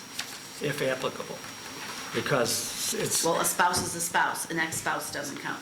well, a spouse that's covered or not covered, because not all spouses are covered automatically. If you were hired after 2004, and you couldn't retire yet because it's not 20 years. So You mean we if won't you're worry hired about after 2004, you don't get family coverage for you and your spouse? For retiree. Retiree. We're Okay, I'm talking about I'm not retiree. talking about retiree, I'm talking about page 1, under hospitalization and medical insurance. It does not reference spouse. It references wait a minute now, employee wait a minute, and wait a minute. dependents. Who hires it? Yes, it should have spouse in it. Okay, that's But what I'm you will. talking about. Okay, I'm done, thanks. Only took 4 years. Thank you, sir. I sent you an email, a couple items for the safety committee. I forwarded to the safety committee, sir, thank you. They will be considering it at their next meeting. Not real sure about that permanent parking thing, but the other thing we talked about, probably in the meeting today, that it's pretty nasty over you guys, I think you guys know that. But the train station, the train track, Hamlin and Waverly is. Yeah, the turn, that's a good idea. Mess over there. Yep, great idea. Trustee Crowley? Thank you, sir. First, I'd like to address the item under trustee Ivan's business.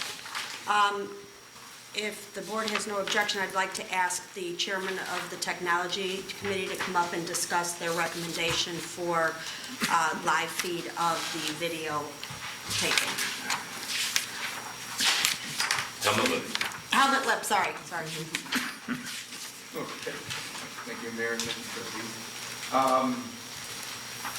A few months ago, probably 4 or 5 months now, we were on an experiment, our committee, on putting the village meetings onto Facebook. So I created a Facebook page called Village of Midlothian I just lost my Technology. Technology. Technology Committee. So under that, I've been filming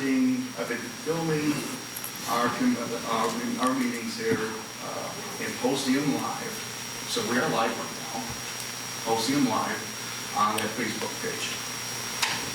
Yes, wait 40 seconds, and if you look at your phone, you'll see yourself doing that.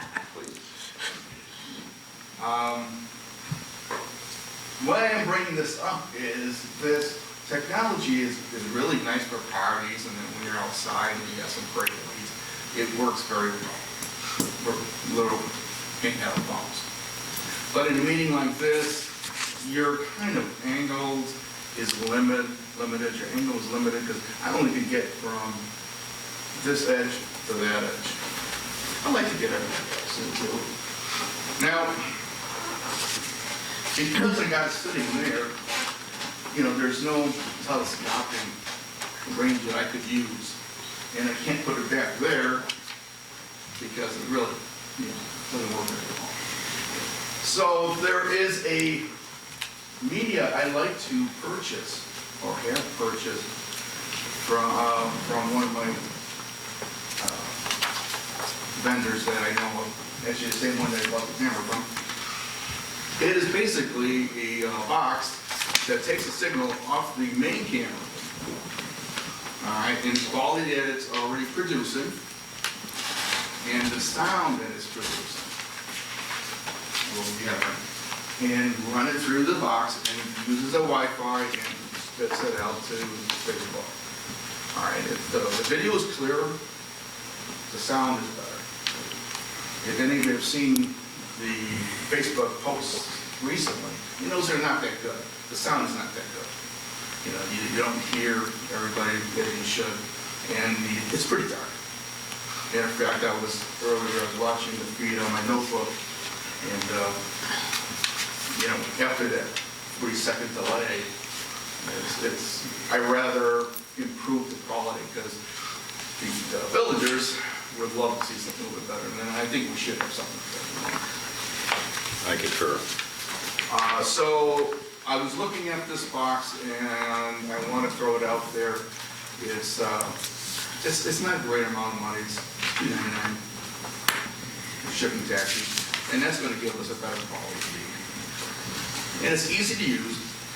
I mean, nobody has to monitor it. You plug it in, it registers with Facebook, and it's almost like a plug and play. So anybody gets it. Anybody have any questions? Sounds good. Thanks for doing the research. I do have a question. Can I ask a question? Sure. Yes, you may, Mayor. So, by someone coming into the chambers during a meeting that's been posted, are they coming in knowing that they're going to be, or could possibly be videoed? Or is that part of the deal of coming to a public meeting? It's a public meeting. The question comes in is, do they have to be notified that their image is going to be recorded? They would know that in the public comments portion that they're going to be heard. The question is whether photographing and videoing the audience is something that has any ramifications to it. Because when Helmut said about he likes to get everyone, I was just curious if I would say it probably does not raise any issues because it's a public meeting. you come here knowing that you're coming to a public meeting. And that Because it's you're quite being common. video recorded by the cameras. Right. If anything, you could post it on the board. But not live streamed to Facebook. I mean, security systems everywhere have cameras and they'll tell I'm fine with customers. it. I think it's a great idea. Excellent. I've seen some Facebook Live videos that are just terrible. Yours looks really good, but from some I've seen, but anything to make the This will be even better. experience better, I'm all for it. Yeah, just to make, I'm sorry. I'm not for it because I like my face fuzzy, That takes a little more editing. That was good, Helmut, that was good. All right, and just to also keep track, once I record this on that camera and it's live, it also goes up on YouTube within 24, 48 hours. Whenever you get to the editing, of course, you're gonna take a little more time.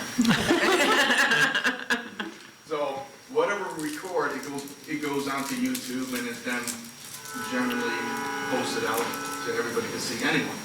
So, I don't know whether or not having a live issue or having a delayed issue, how the legal guidelines of that would be. I don't think it's going to be an issue. 'Cause Okay, that's good. So if nobody has any other questions, I'd like to have it added onto the agenda to be voted on next week. Thank you. Thank you. Awesome. Thank you, Helen. Thank you, Helmut. Trustee Crowley. And that concludes trustee Ivan's business. On my agenda tonight, sir, I have a couple things. First, we did get a good response from our animal care and control officer. We did have about 20 responses. We're in the process of setting up the interviews for next week. We've narrowed it down to about 6 people who actually had most of the criteria that we were looking for. We're going to do initial interviews, and then the following week, we will narrow it down and do a second interview to bring to the board. So I hope to have something to everybody by the end of November as a person. So I'm really excited about that. Our feasibility study, I've spoke to the architect twice. He did ask for some additional information that we were able to get to him. And I'm hoping still within the next 2 weeks to have a final product to the board for your review, and then he will be coming in to discuss the report. So we'll have to make a date for that as well. Some IT updates. Our IT updates are, we finally have gotten a confirmation letter from our fiber provider. They have a scheduled installation date of March of 2019. Wow. We've had to do a lot of, Proven's had to do a lot of preparatory work and changing some things and getting things ready so that the village can accept fiber. I don't know a lot about it, but they're working on it. They had a whole list of things that they needed to do. So we finally have a date. That's what we've been waiting for. CPC, we had a CPC meeting last week, and one of the main topics on the agenda was the toy drive. The boxes will go out in designated locations the week of Thanksgiving.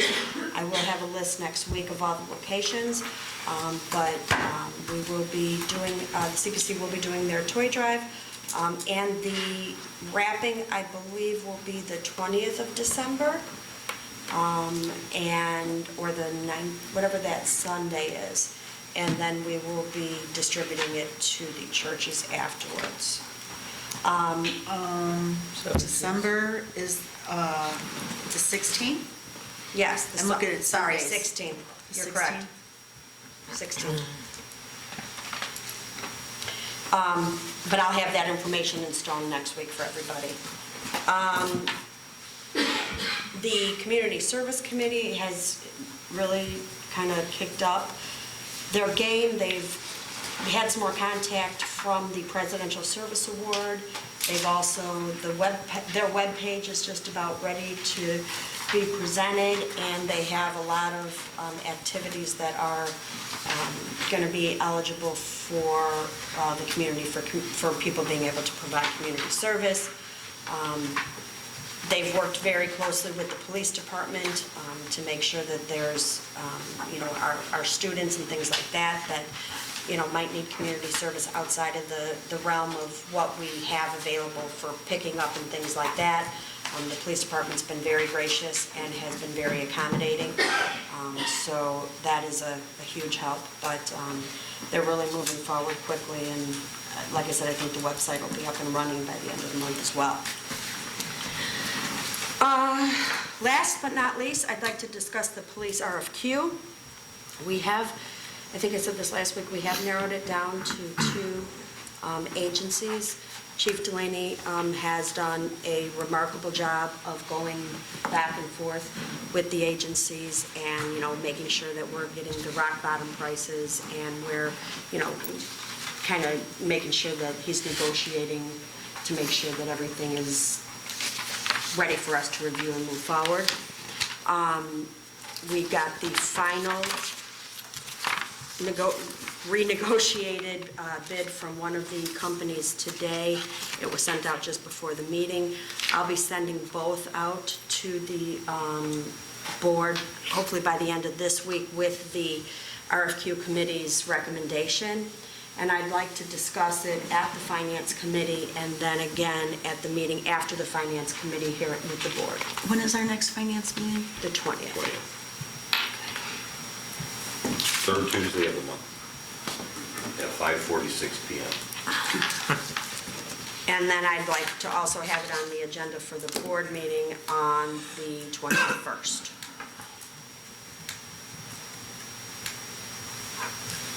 And that's all I have today. You don't want to talk about ride-alongs on Halloween night? or- I think I'll pass that one tonight, sir. I know it's not a board meeting, but I do want to thank police and fire for being out there in force. I think it went well. Overall, I think it went great, and I didn't get to pass out candy as much as I wanted to, but the fire department did, so Pretty awesome. it was a good night. Thank you. Mayor, Yes. excuse me. I have to, may I add one thing? Yes. Before you move on to attorney business? I forgot to mention this earlier during my business. Superintendent Weiner contacted me, I believe was it yesterday, about Cheryl's computer, or Monday? It was Tuesday. Our part-time building department clerk's computer has taken a kaput. It's dead as a doornail. So we had to make an emergency purchase with Proven to replace her computer. And Trustee Crowley was working with them to make sure that they got the right computer, right memory to support all of the programs that she will need to do her job. And that purchase is going to be in the neighborhood of approximately $1,000. So I just wanted to let the board know that this was an emergency. We did have to authorize the purchase, and it is budgeted for. I did budget for some new computer equipment on our 5-year capital plan, so. I'm not sure when we'll get the invoice. I don't know if we'll get it for next week's bills or if it'll be at the end of the month. It'll probably be the end of the month. End of the month, yeah. So I just wanted to let the board know. Thank you, ma'am. Thank you. I'm done. Attorney Valdez? Pursuant to Trustee Caveney's and the department head's request, I did attend the moves court, the administrative adjudication for the village on Monday, and secured a fine in the amount of $7,150 for the violations regarding the condition of the meat market on 147th Street. That's all. Paid fines? They paid it? They agreed to pay it. The village, in exchange, agreed to hold off on collection until they had an opportunity to submit it to their insurance company, and then after that, they will be responsible for it themselves. And work still continues on with the demolition company and the current condition of the property, so Superintendent Weiner is. The demolition contract is due in court, at the court beginning of December. So we're not finished over there. Although the burnt out part of the building is down, there's still quite a bit of work that needs to get done over there. Most importantly before winter.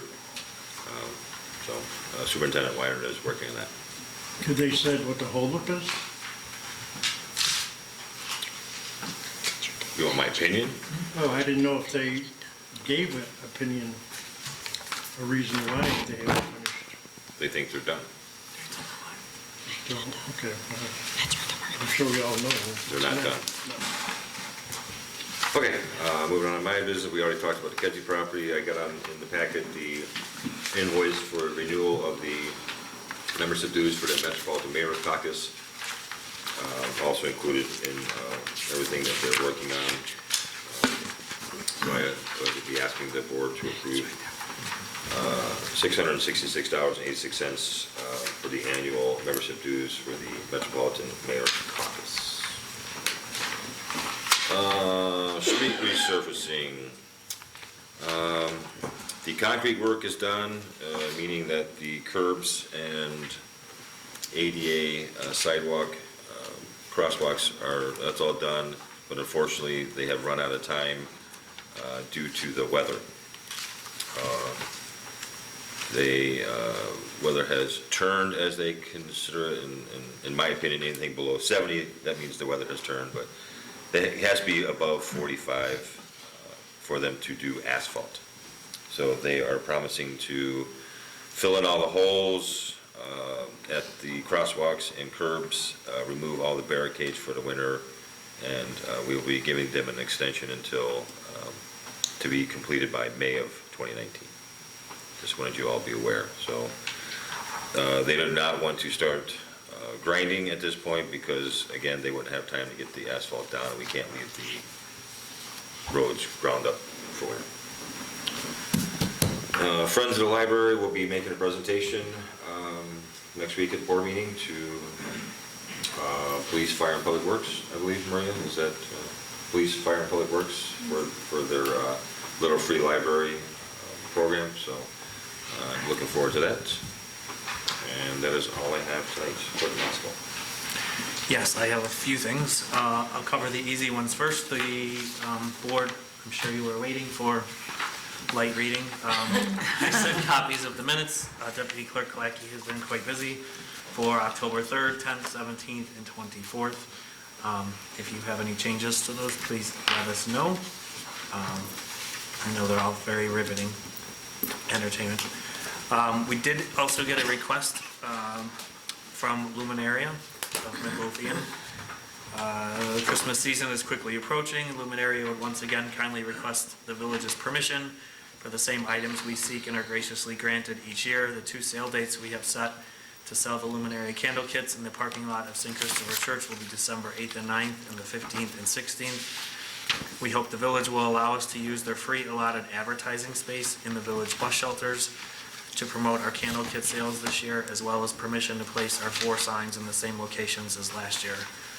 Also, for the past several years, we have had a generous supporter make one of our largest purchases, and you have allowed them in the past on Christmas Eve to set up and light them at the village green. We hope you will once again allow them permission to do so this year, should they kindly wish to do this again. We wish to thank you and the Village Board of Trustees for your support all the years. God bless Marty Burke, 2018 Luminaria Chairman. If the board has no objections to this. No objection. We will No objection. send them a letter. Very good. Get them permission. God bless you. I had mentioned this briefly at our last meeting, and I think I handed out copies actually at the meeting, and Maria also included them in the board meeting. But the village board in 2010 did adopt a set of rules regarding the public speaking at open meetings in the village. We have not been, not sure what the right word is, we haven't been. Adhering. What's that? Adhering. Adhering. Yeah, we have not been adhering to the rules. There are conditions in the rules, particularly number 8, which would allow, exceptions to the general rules. I think the board should decide, we are either going to adhere to the rules or change the rules, or we can continue just to not adhere to them, but we do have them in place. I know there are some other villages and cities where they have the rules actually posted in the boardroom near where the speaker is, which we've done a good job of having here, so it's also captured in our video in the minutes. I did review the current rules for the Village of Midlothian that were passed in 2010, and I would just have the observation that in September of 2014, the Illinois Attorney General issued a binding opinion stating that a public body that required speakers to provide their home addresses prior to addressing government bodies violates the Open Meeting Act This opinion applies regardless of whether the requirement arises from custom and practice or is imposed by an established or written rule of the public body. So our 2010 rule does require that they give the address, but obviously the law or the binding opinion by the Attorney General says that we can't require them Can't do that. to give their home address. So at a minimum, I take that to mean we would need to change this. To change that provision, yes. Can you put in that we would like you to? We can ask. Well, actually, technically, in the context, I think probably all we would be able to get away with, given the Attorney General's position on this, would be to ask them if they are a resident or not of the village, and if they refuse to answer, that they still would be allowed to speak, according to the decision.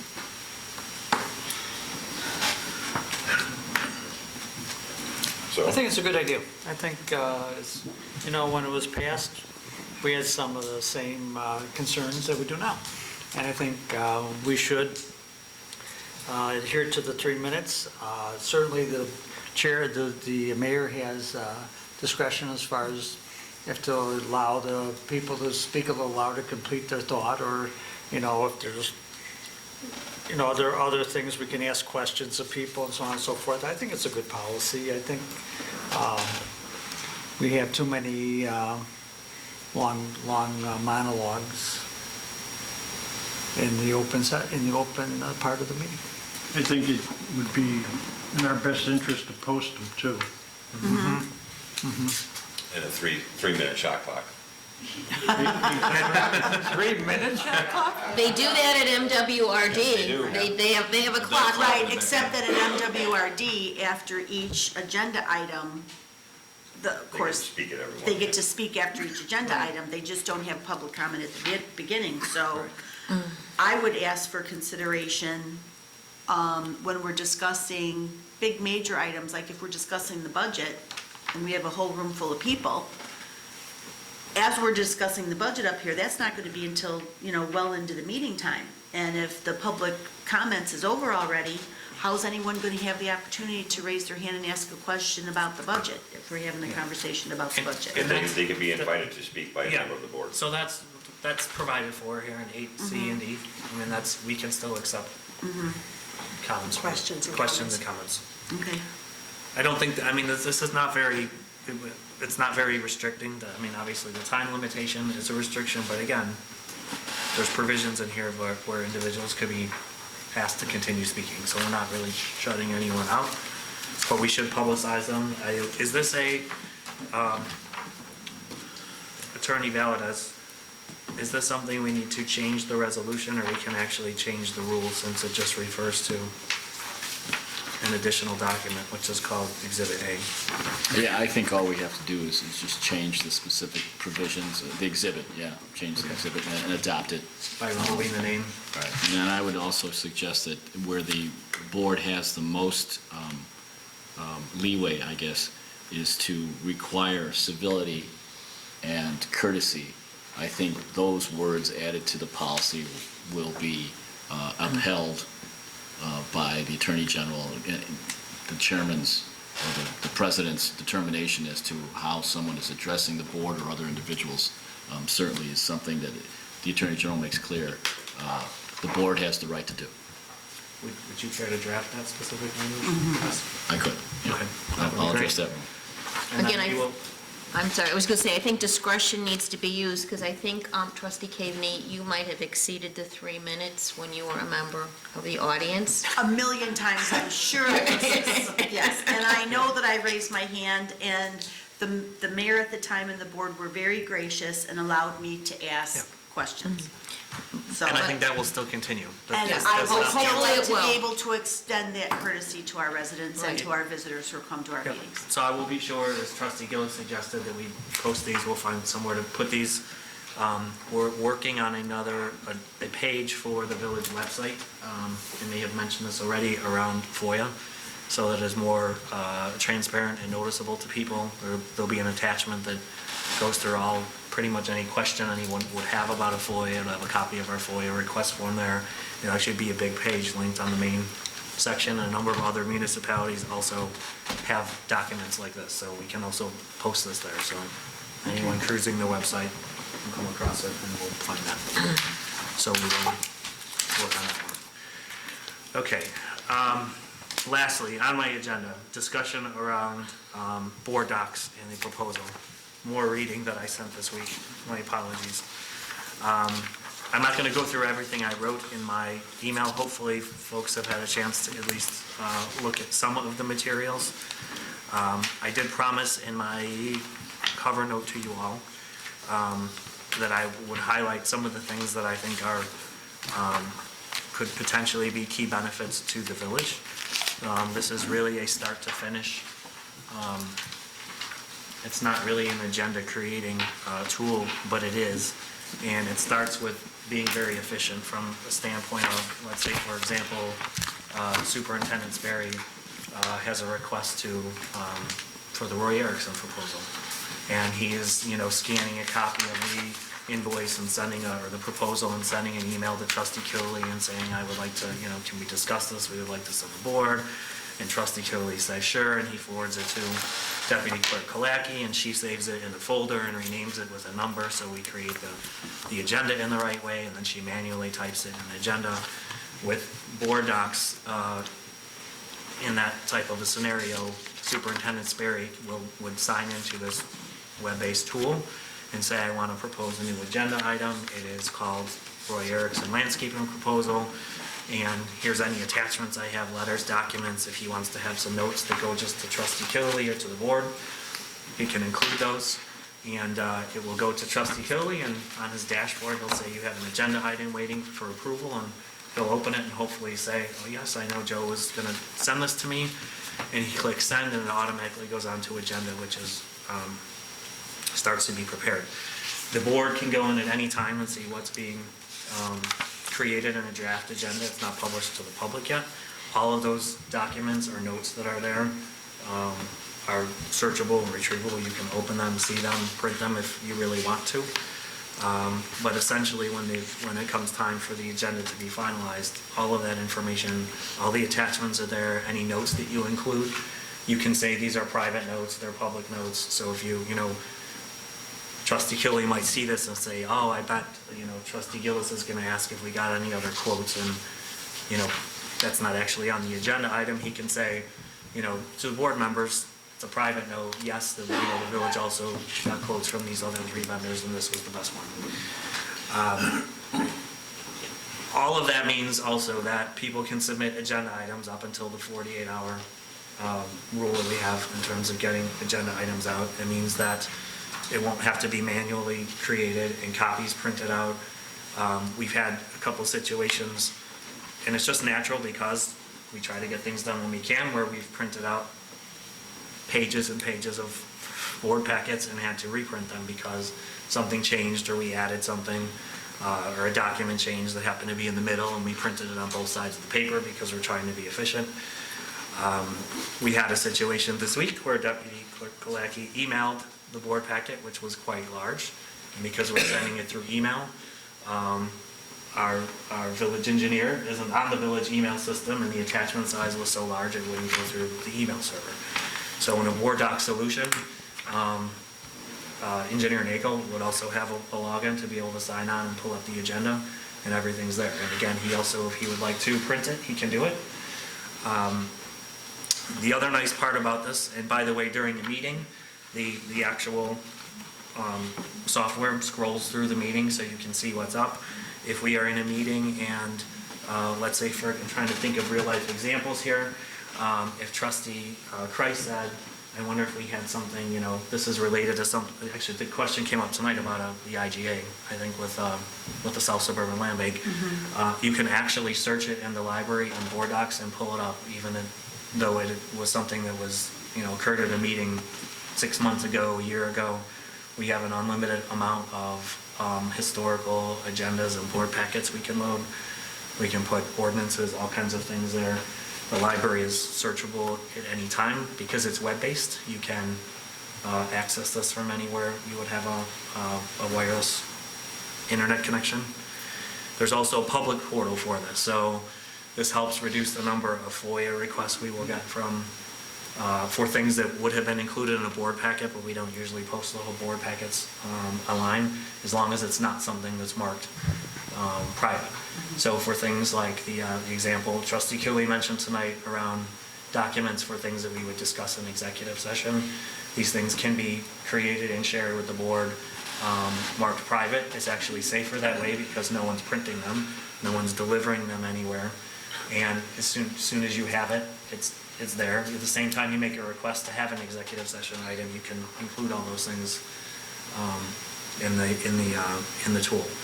There's and I just think I mentioned, basically when the agenda gets posted, the link on our website today, it would still be there, but it actually redirects to a page that's entirely hosted by Board Docs with a very nice catalog of here's all the meetings that you like, and that you might want to read. And speaking of the meetings, this tool also runs a draft of the meeting minutes based on the agenda.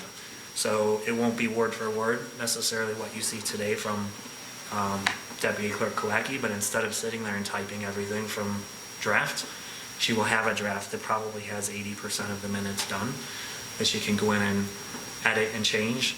And the software is smart enough that as soon as those minutes are put on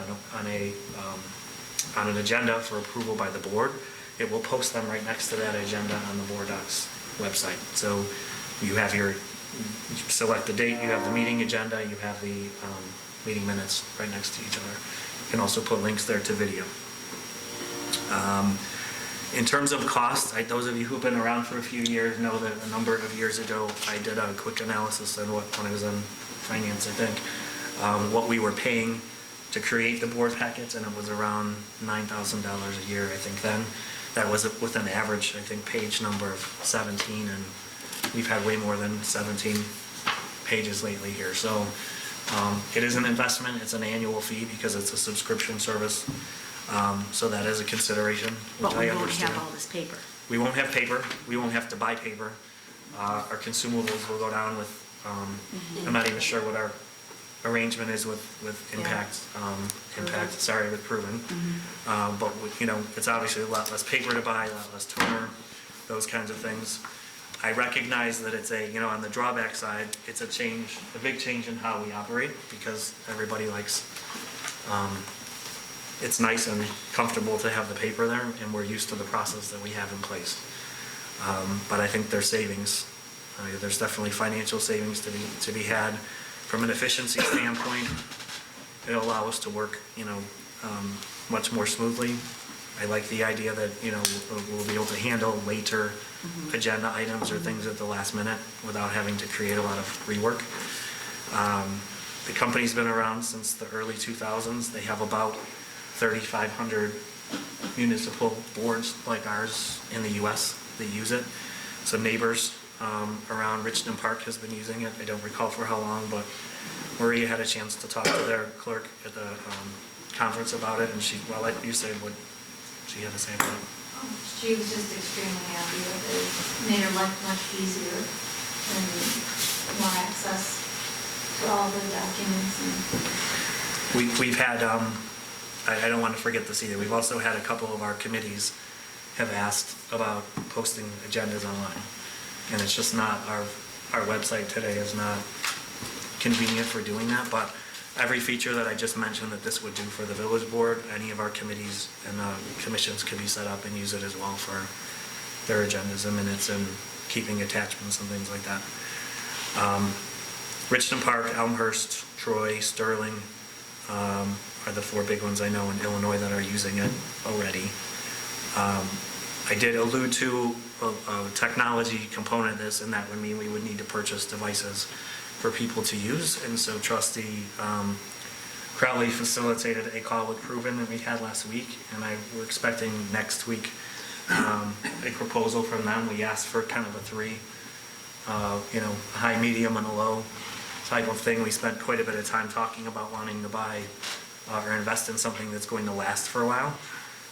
Very appropriately, Trustee Crowley mentioned other benefits of this. It's not just a tablet you would have to sit here during the meetings or to submit things or be able to submit agenda items maybe while you're on the train or while you're at work, but these could also be used to access your village email when you're not in the village hall. And I think we talked about the possibility of setting it up for VPN access. So I know a lot of times trustee Kreis is here because there might be documents that are on the village common servers that you have to be here to access today. We could set these devices up to be able to access those documents as well, or you won't have to wait in line to get your email here at the village hall. I think that happens less now that we all have smartphones, but I've seen that happen in the past too. So the cost, as I mentioned, I think I mentioned in my email, is $12,000 a year. There's a $1,000 setup fee.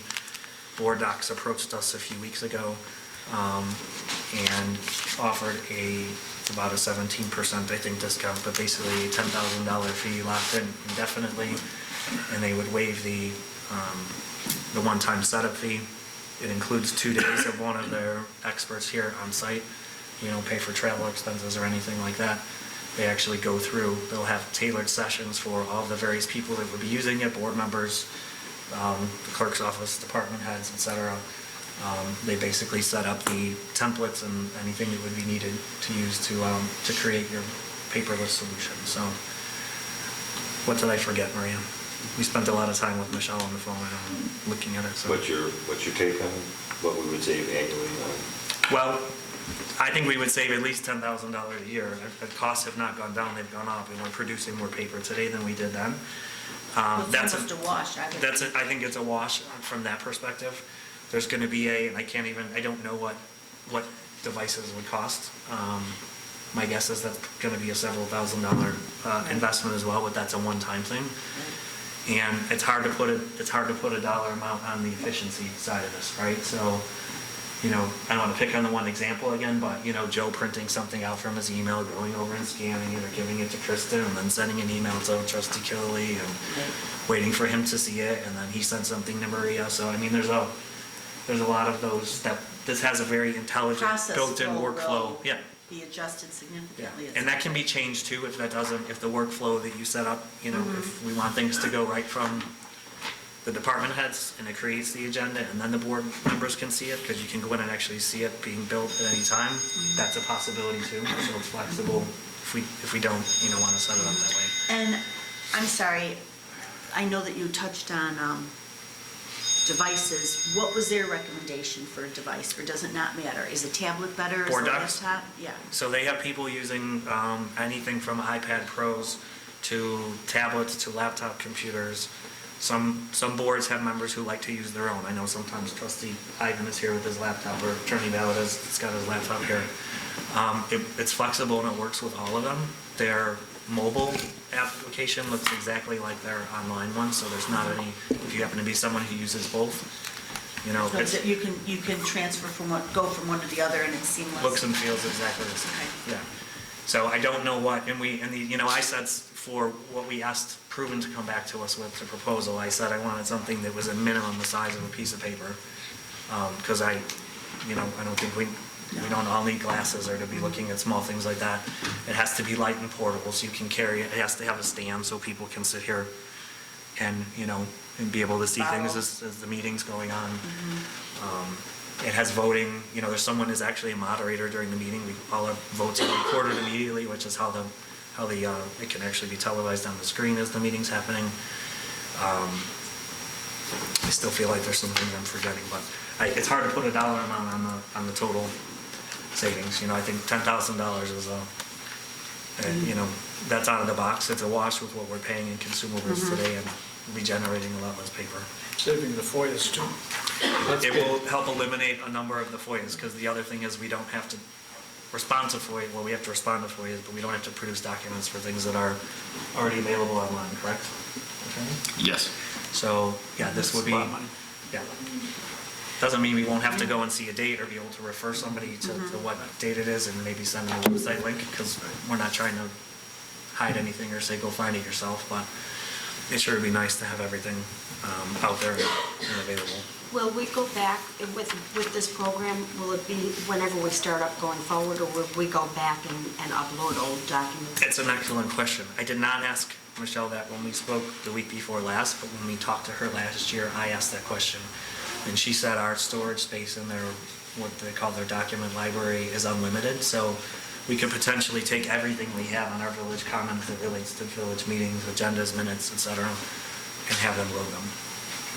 Some of the things that are scanned in old, early scans from the early 2000s, they may not be able to find words when you search for it in the tool, but the newer ones, will find it, and the documents could still be there.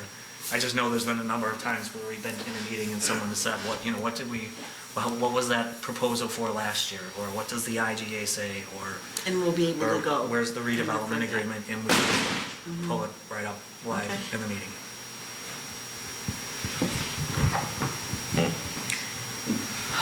Well, you all know I'm technology challenged. I may No. need more than 2 days of training on this. Yourself.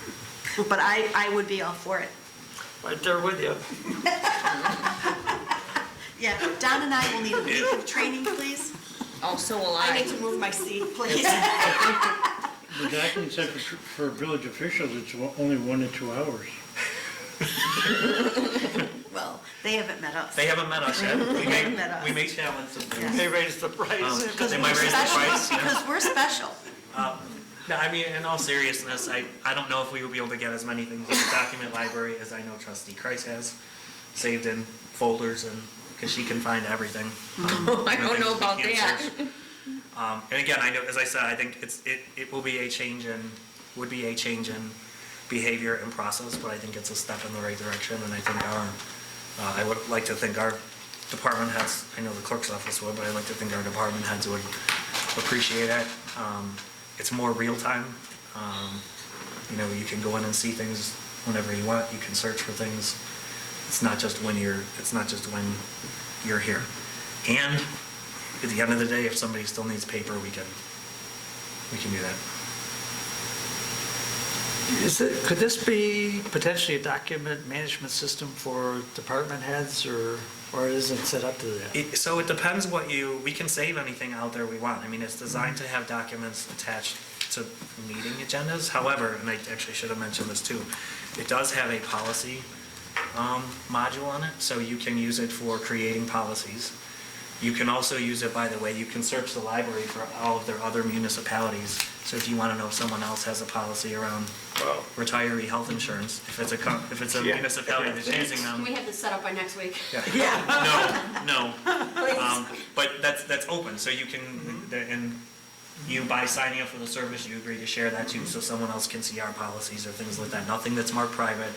All of our documents are saved on it's server designated just for us, so I mean, it's a very secure type thing. But it does have that policy feature in it. It will help you create and maintain a policy book, which we need, we don't have. We just got a FOIA about that this week.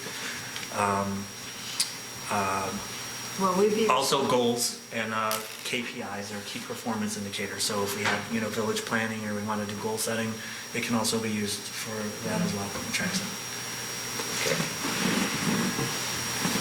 Wow. Is anyone not, I'm not hearing any I can, negatives. so if, got my hands on my own laptop, I could You could use that? set it up for. Sure. okay. Yeah. Yeah, well, my intent was to ask Perwin's gonna come back with a proposal, counting the board members, the department heads, and the deputy clerk.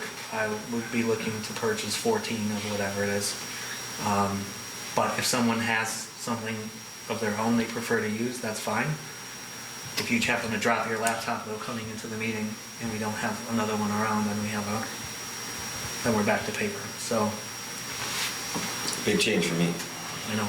So then, if we were going to get these portable devices for all the department heads, then if they've got desktops, we could recycle those desktops. Not recycle them, but I mean, that we could get rid of their desktops and let them use. I don't think that's a really good, I don't think that's a good idea. It's What we gonna would be have- small, right? I mean, our department heads have, if they were using little laptops like I use working at home, which is crazy, maybe that's a good solution, but I think it's more convenient for them maybe to be able to respond to stuff when they're outside the office. Yes, that's what. Instead of on their we asked phone. them to do. We asked Proven for the department heads to make sure that it has the capabilities so that they could use it in their, if they took it outside the office or they had work outside, something like that. Oh, exactly. So what I'm suggesting is if all the department heads are going to get a laptop so that they can do this, they could use the laptop also in their office at their desk, and we could use, if they've got desktops, we could move those desktops, if they're newer desktops, to other employees who have old desktops. That's what was my idea. I don't think the laptops Yeah. are suitable for everyday work. And we don't know if it's going to be laptops. It may not be a laptop. Right. What if it's just like an iPad? Like, I don't want, Or a Chromebook or something like that. Okay. I don't want to Well, I send was our thinking police if chief it to was get gonna new be a- glasses every week. Well, no, because no, of- if we were gonna give them laptops, I mean, we could find a laptop that's just as robust as a desktop, couldn't we? We could, but, I don't know if we're gonna spend that much. yeah. The tablet will do the job, and that's it. We're getting Okay, numbers. so, yeah, we're getting ahead. So I don't have the numbers on the technology part of this. Okay. However, if the board is not opposed to this, I would like to tell board docs that we are interested, so at least we can hold the pricing. Sure. I also include this in a note, and then I'll end with this. I specifically asked for something after the new year for implementation, because I know people are busy. I want to be sure there's plenty of time in those 2 days that everyone can get here and we can get questions answered. I think Maria and I will probably be here for a week afterwards to We make just it stopped the meeting a couple everything set up. times. No, there'll be no stopping the meetings. We'll have a backup plan too. We'll probably do both for a couple meetings, just so we're sure we got it done. Sure. But if that timing is bad, or if someone knows that they're gonna be on vacation or something in that time, I'll push it out even further, but it seemed to be after the holidays would be a good time to continue with this. Okay. Yeah. Thank you, I appreciate it. Maria, thanks you. And we'll keep you posted. Yeah, like I said, it's a big change for me, but I keep going back to the times that the documents have changed, from first printing to board meeting, and how many times have we said it right? Which one are we going off? It does on? have a document tracker for changes. No, it's- So if you make a change to an attachment, it keeps it, I don't know if they're actually red lines, which I know you usually ask for, but it does have track changes on anything on the attachments that are changed Okay. too. Okay, that's all I have. Now that the clerk Thank you. has monopolized the meeting, Sorry. One more, oh, yeah. About the agenda for next week, Oh, yes. oh yeah. we're off on Veterans Day, so you. the draft will go out on Thursday, and the final will be done, and the packet will be done on Friday, As in tomorrow, Thursday. as in tomorrow. Well, then, Well, it's the meeting, so it's yeah, I not mean, bad. it should be already, then it really should be set. Secured, I'm just letting you know. Okay. Thanks, Maria. All right, at this time, I'm looking for a motion to go to closed session to discuss the appointment, employment, compensation, discipline, performance, or dismissal of a specific employee or employees of a public body. I'll make a motion. Second. All in favor? Aye. All opposed? We are in closed session. Is there any action afterwards? There will be no